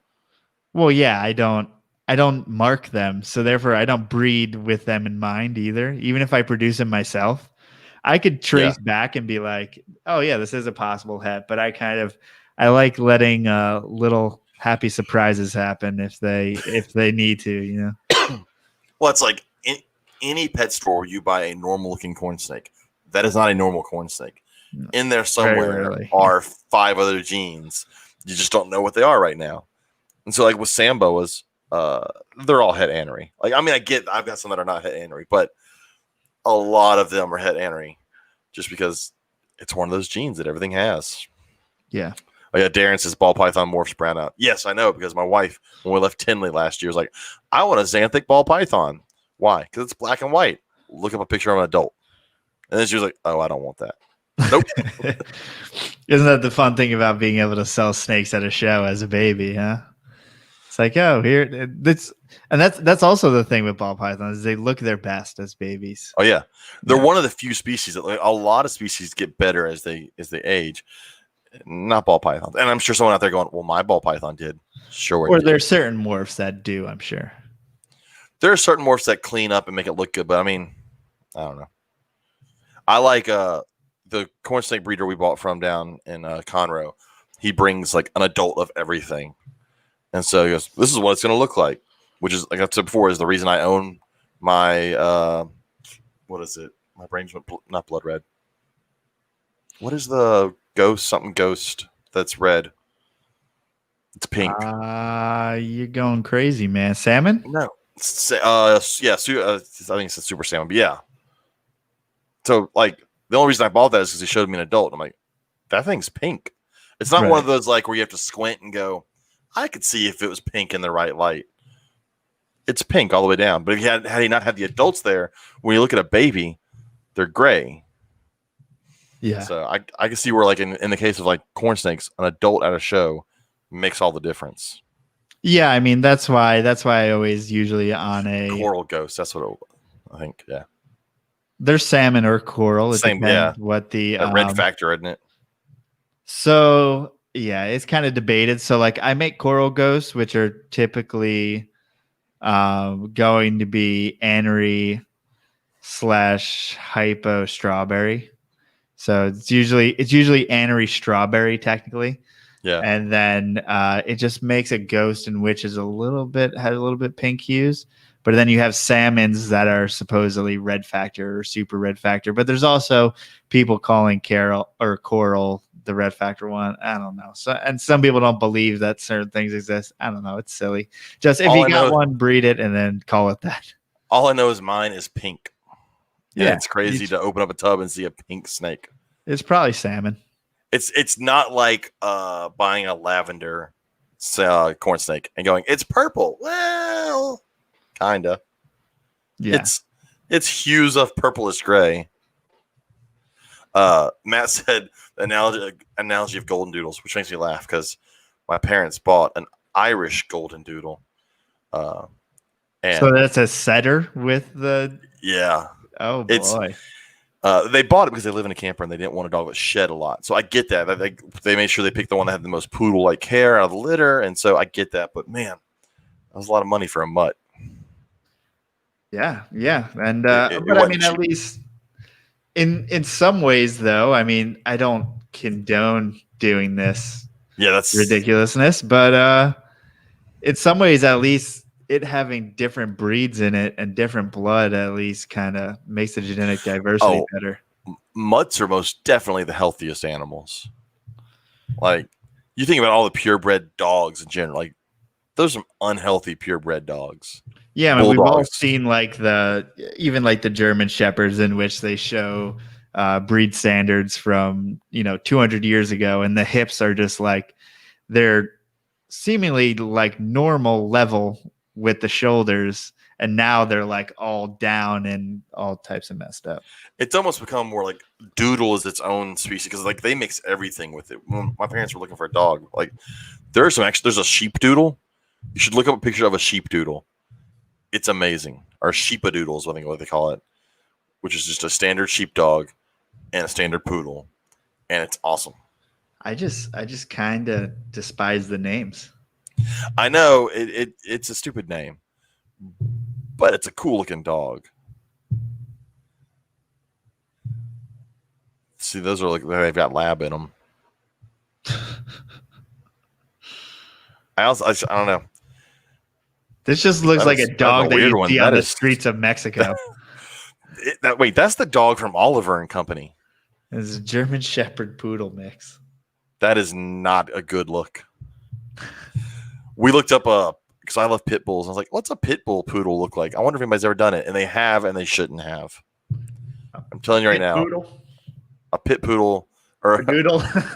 That's what they literally call it. There's definitely a pit doodle. Oh boy. it shouldn't have happened.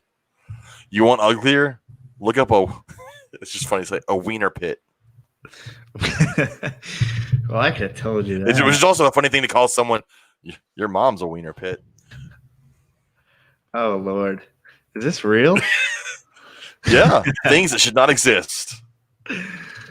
Oh man, and then make it fat. Oh This god, this doesn't look like that. There must be something else in there. something else wrong with it. Oh boy. Oh god, that's look at the head. Like he's gonna fall Look at over because this his head's thing. too big. Oh god. Oh man. It's a wiener pit, just like your mouth.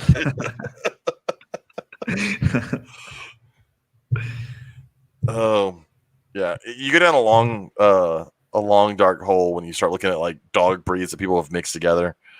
I start realizing, oh man, some of these breeds just should never have been mixed together. As long as it's not a pug or most bulldogs or any of that stuff. Which is saying, because I do love English bulldogs, but that is the dumbest thing we've ever made. Yes. I'll go ahead and put that up there with the super jag carpet. It's stupid. Don't try it. Yeah, I mean, if only we just did C-sections for every desert ball python, then we could have some. Have you ever looked at the pictures of like the original standards of an English bulldog? No. If you look like 100 years ago or so, English bulldog, it looks nothing like now. It looks like a really cool dog. I'd own that. But now you're like, oh, I really want this dog whose hips are going to fall apart, who can't give birth and can't breathe. It's going to be great. And these are the ones that they can't give natural birth, right? Yeah, they can't naturally breathe. They have to be artificially inseminated because the parts don't line up all the time. They have to have C-sections because they can't pass them through the hips. They have hip dysplasia because their hips are way up above their head, and they can't breathe because their face has been ran into a wall. Sounds like a good plan. But they're awesome dogs. They're cool looking. But like if you look at them like 100 years ago, they're much taller. Their butts don't sit out above their heads. So this is like the monstrosity, right? Or yeah, so the one on the left you can see where it's kind of fatter. The other one's kind of leaner, but you can find even some other pictures where like that butt is a little bit lower. I've seen some like black and white ones from like 100 years ago, and I'm like, man, that's what we should have kept. How did we get from even like look at the face? So look at the face of the one on the left. That thing can't breathe. Its nose is on top, like pointing up on its lips, and the other one is more of a dog face. Is that what we want from our dogs? A dog face? I need a dog face. Who wants a dog face? But I don't know. Like I said, the one person got tore apart on Facebook. I saw it because they wanted to breed their Conjo and their IJ, and I was like, if it works, do it. And everyone was freaking out, right? But it's if you want to do it, why not, man? There's not going to be anyone out there who's like, oh, I'm going to breed this to my Van Eventer jungle carpet. Even if they did, I mean, that's fine. But like, it's not like everyone's going to know that's a hybrid. It may even be sterile. I mean, the babies may even be sterile. And everyone freaks out and they go, well, it's what it does is it muddies up the bloodlines for later on. And that's possibly true. But if you're worried about buying an animal because you want it pure, then the people to go to for whatever species it may be. Like each species has its person. Like that's who I need to go to if I want that line of whatever. If you bought it randomly on a table at a show, you're just as bad as the person that does that and pops up on a Facebook group and goes, what kind of carpet do I have? Carpet. That's what you have. And that's fine too. Just breathe. Yeah, no, it's cool. Yeah. Like there's some really cool mutt carpets out that look really cool. Like just accept it is what it is. I would even say if you have that carpet in which is unidentifiable, I feel cool with you saying, putting that thing to a green tree. Yeah. I mean, I'm not telling you to go do it, but it's like if anyone's gonna do it. But then again, like you look at Tony Jerome, he does Carpondros, and he has a very nice jungle carpet that he puts to very nice chondros and creates very nice Carpondros. So I think it's also like, you also kind of get what you give. But is there? I'm just trying to think. Is there really any other species in the hobby like that people are okay with as much as like Carpondro guys are okay mixing two species together? Like, are there any other two? Like, I can't think of any other colubrids that people are like. Well, I guess maybe when they were made creamsicles. Oh, people didn't give one fuck, right? It's like back then when you just like, oh, we're putting a creamsicle and you breed it with anything. Yeah, they went, this one's albino. Mix it with every rat snake you can cross it with.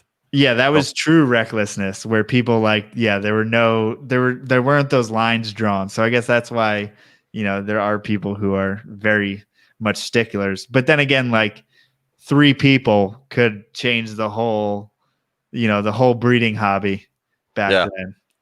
So, I mean, but I can't think of anything else where like people actively, I guess we saw those, my wife got crazy over those imperial milk snakes. They're cool, man. They are cool, but you don't see them. I don't see them that often. No. I'm sure that, but I may overlook them, but I don't tend to see them that often. Well, they really aren't super easy to make. You gotta hope they don't eat each other. Well, one doesn't eat the other one, right? Yeah, and I think Clayton said for some you need to start them off with their own species and then swap mid courting to basically trick them into breeding. So it's like some of them don't even want to breed. So it is a lot of extra effort just to make sure that these things do something. Timber, but they are super cool. People have crossed timbers and easterns. I mean, I guess they naturally could. I don't know if I've ever seen what a timber and eastern rattlesnake would look like. I saw a coppermouth today. I think I've seen pictures of that before, which just is weird. That really messes up the whole. What is this snake? Oh yeah, yeah, and I mean, I guess that can happen in the wild. So, showing pictures of a pairing of an IMG to a launch. No, I didn't see that. Ooh. That's gonna be one dark snake though. To a longicauda. Yeah, that's gonna be a dark boa. Let's see some cool king snakes. I mean, they're neat.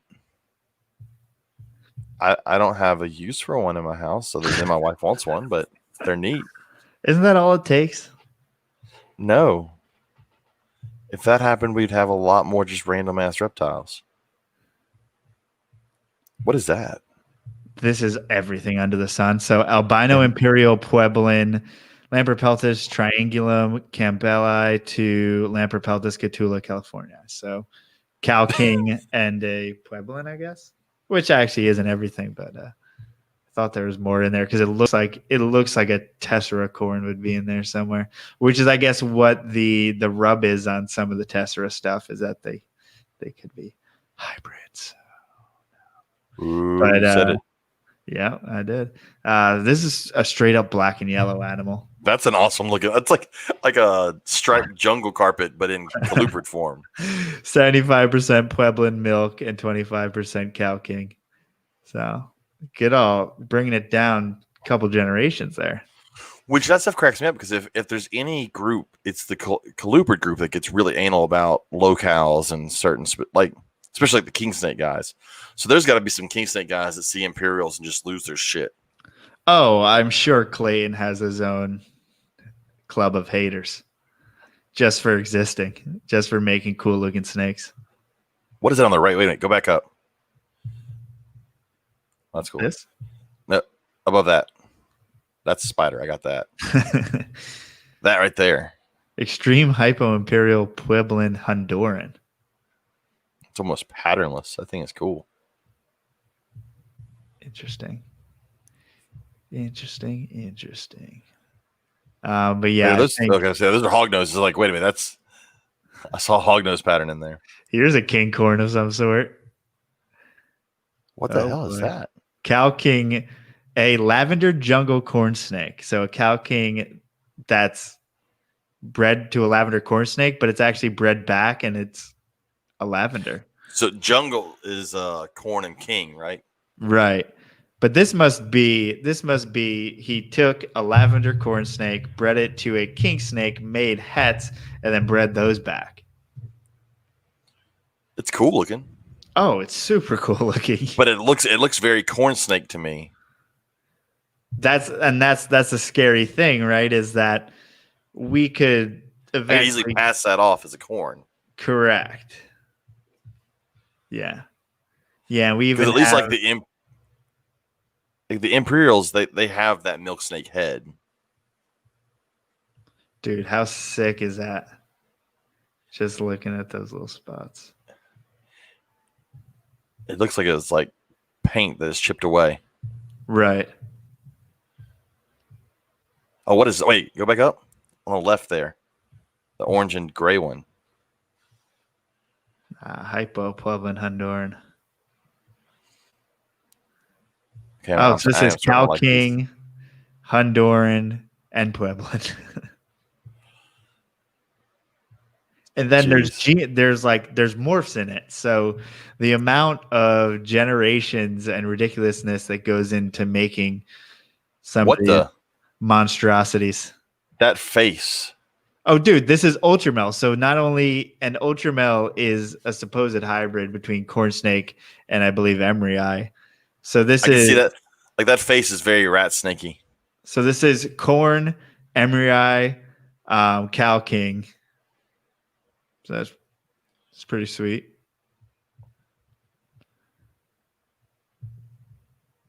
What is up with that? Is cool. That was just a jungle corn. All right, we probably shouldn't go through any of those. For anyone listening on audio, you can check out. No, go watch the video. Go watch the video because there's some cool looking stuff on there. Yeah, we could go through that stuff all day.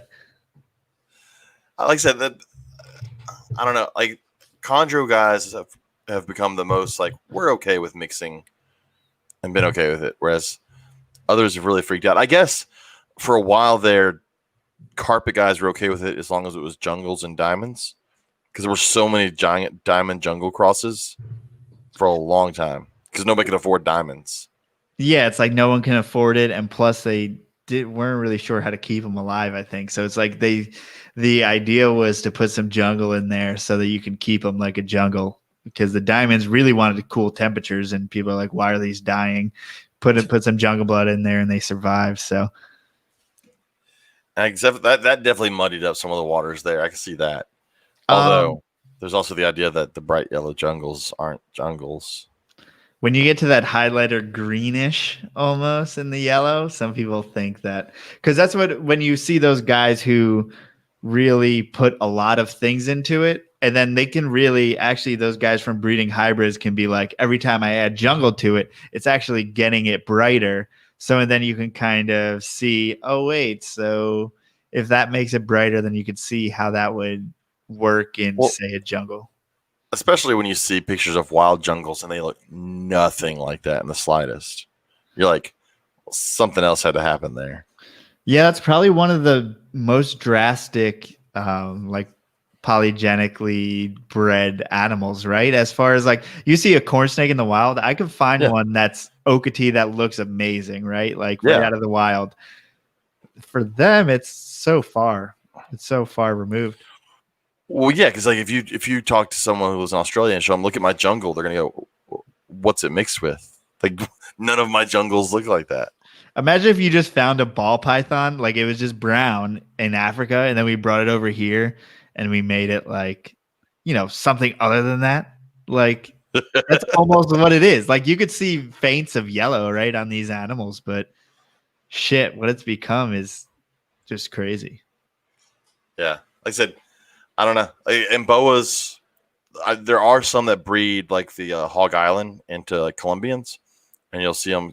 They call them sunsets, and so they'll breed the Hog Island, which naturally has a hypo, into a hypo Colombian to get more of that orange and red. And they'll call them a sunset, and that's pretty. But it's most definitely it's definitely a hybrid. You're definitely mixing two different types of boas, even though they tend to fall under the same species. Yeah, and I'll be honest, like something like a sunglow or something like that is nicer than this animal. But you put Yeah. blood in it, and damn, does that thing Well, yeah, look because good. blood goes ahead and makes it almost pattern like it brightens up that whole background. Yeah. But you'll see sunsets out there, and you'll be, man, that's really cool. It's orange, and then you realize it's orange because they mixed an orange boa with another orange boa, but they were not the same kind of boa. And then But hybrids make cool looking shit. It's they almost a do, rule, which is so unfortunate. except for wiener pits. Yeah, that's a The exception to the rule is the wiener pit. yes, which is also the description for your mom's mouth. Oh, anyways. Classic. So, So lesson learned here is everyone should own a boa constrictor. They're Yeah. amazing. duh. Go get a boa. I'm thinking of what other species I can do this with and where I'll be happy with the result. I mean, can we do ball pythons 101? And then I mean, you could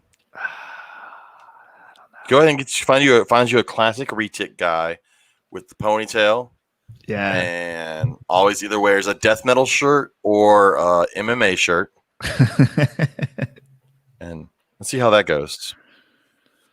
Yeah, and hopefully he has a stable internet connection. It would be tegus. Tegus would be a cool one. That would actually, I don't think that there's I not like very them. I much. just don't have the time or space for a tegu. There's not very much soup to nuts on a tegu, I feel like, as far as how to keep them. I don't know. I mean, because like diet-wise, I think diet-wise they're so different because for such a long time people wanted to feed them like they were monitors, and like they're not monitors. They're omnivores. They eat fruit. They'll eat meat. You know, it's like, so that's kind of an interesting thing because for a long time it was just feed them meat like you would feed any other monitor. Right. Yeah, and I mean, we saw that one Argentine. I still think about it. The one Argentine that we saw at the Herb Show in New Orleans. There was like man, a perfectly black. I want that one. Animal. Yeah, yeah. I don't know if I've seen.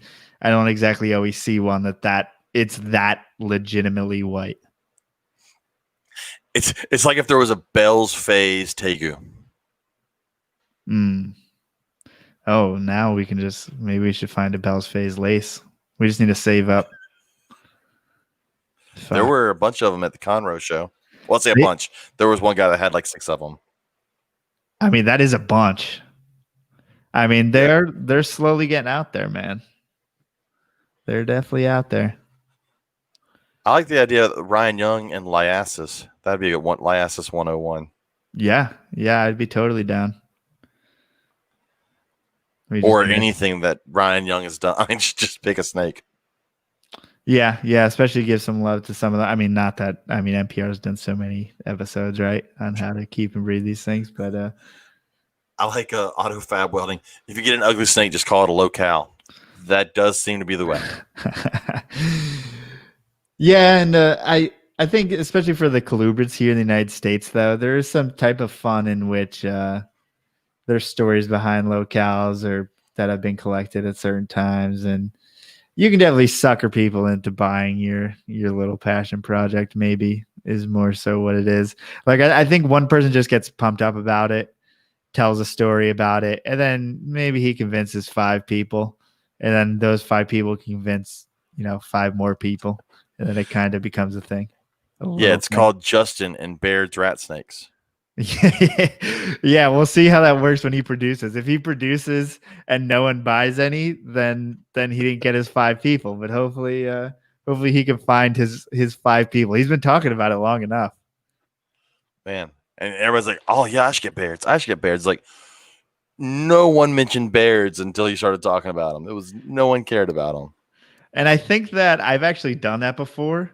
And what did I do that with? And then I feel like that's kind of happening with the Slawinski's corns. I've seen a lot of people picking them up recently, and by a lot, just like a handful in which I know I have influence, that by the time I breed them, everyone will have them already. Like I shouldn't talk about these things until I have them. Yeah. Yeah. It's like, Keep but all I'm those pumped about projects it. to yourself. Yes. And I think that's what people who are better at this thing as a business do. But yeah, that's not happening over here. Yeah, that's how the actual guys make money. They produce 40 of them, and then they go, look at what I made. Oh, you want one now? And there's Okay. only 5 of them, but they're Yeah. sitting on, And then a week later, there's only 5 now. Yeah, it's like baseball cards. But yeah, man, I appreciate you coming on the podcast again. I think this is probably 3 or 4 times, or I don't at know, least between 2 or 3. our podcast and your podcast. Oh, then that's a baker's dozen. We just did episode 35. So like I said before, you're going to come every 20 episodes. So on 5 episodes, you're up again. I'm down. It's been a bit. And if anybody's waiting for the Reptile Gumbo podcast, it may be an extra day because we had technical issues and I really got to edit the crap out of it. Yeah, dude, I haven't even put up my last 2 podcasts on audio because I'm just losing it. I'm losing grip. I gotta go feed a bunch of babies right now. I'll be feeding babies until like 11 o'clock. Yeah, I'm feeding tomorrow because I take Thursday off. So I'll if I stay up late, it'll be all right. I can stay up late tomorrow. Yeah, and for Hair Hollow Farm, I think all the Slowinski I pretty much came from the same stock. As far as I got mine from Travis, who got them from Don. There are some other animals from different lines out there for sure, but that's just come down here and we'll go find you one. I would like a Texas one. I'll get one eventually if someone offers it up. I do. I need to get so. Robert has offered a place out in West Texas for me to go stay in Herp. So I want to get you to come down in April, and I want to go out to Texas and let's Herp West Texas. Yes. But that would have to be either next spring or next fall or when it makes sense. Yeah. Which is fine because we need time anyway. Yeah, it costs money. Yeah, it does. And then on your way back through, you can try and find you a Slowinski eye.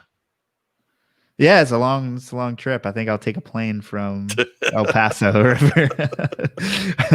don't think I'll take the ride for you just for fun. Just drive and pick up snakes along the way. Yeah. What's the big deal? So if anyone wants to find your podcast or your Snakes for Sale or any of that, where can they find you? Podcast is the Reptile Gumbo podcast on Instagram and Facebook, at gmail.com for our email. Anywhere where you can listen to podcasts. Me, it would be simply_serpents on Instagram or simply serpents on Facebook. Or I've got a few Sambos left on Morph Market. Just search for Simply Serpents on Morph Market, and I've got, I think, like 5 left. So go buy them so I can go ahead and ship them out before it gets too cold. There you go. Yeah. So time is an issue for all of us breeders out there. So if you are interested in an animal, and that goes regardless of if it is, an animal from us or from anyone else, get it in there before the weather turns. Yeah. If someone is willing to ship you a snake in 40-degree weather or below, you may want to question that person shipping you that snake. Unless it's a corn snake, and I'll do it. I swear I'll do it. I'll put a heat pack in there, and it will be. If it's a North American colubrid, it can ship in 0 degrees. Those damn things are indestructible.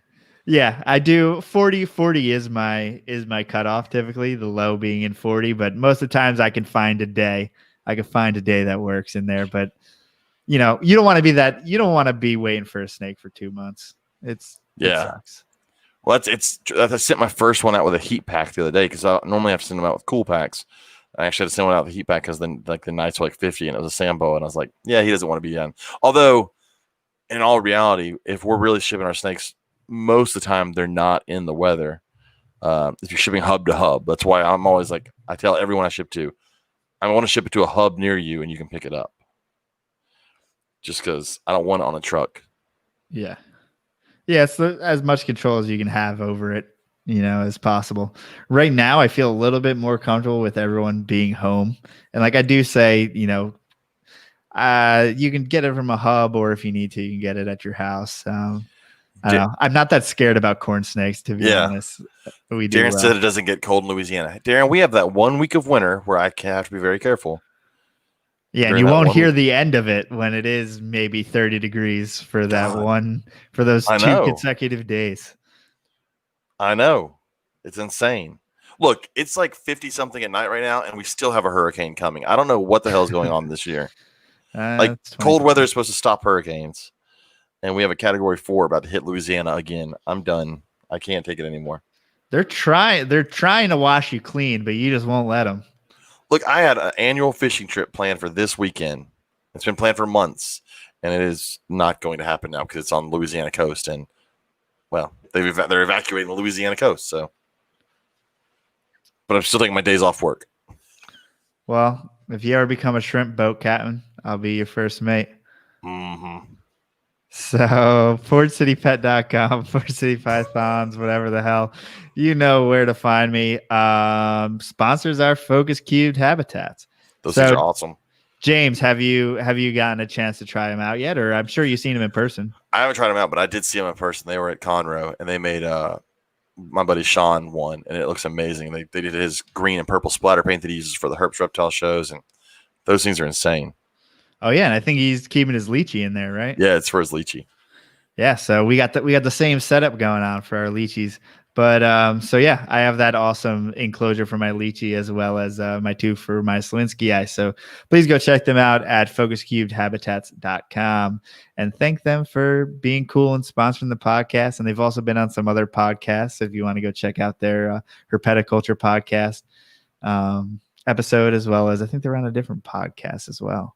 They were on GTP Keeper at the beginning of GTP Keeper. Were they really? I believe so. But it's funny. Sorry, Bill, but I mean, I don't think they put out an episode in about a year, and then they come out with Focus Cubed, as well as they have Steven Saltzman, I believe, on. So I think my list of podcasts got rid of GTP because I hadn't listened to them for a long time. Because like sometimes it'll remove things that you don't listen to in a long time. And since it's been so long since there's been an episode, it's just like, you're not listening to this one anymore. Hey, never count them out. I mean, there's so many reptile podcasts now. I mean, it's just crazy. Yeah, and you should only listen to two. You should listen to this one and mine. Obviously. So you guys know where to find us. And thank you guys so much for listening. And I will catch you guys maybe not next week. Maybe next week. We'll see. Thanks for coming, James. No problem. Thank you.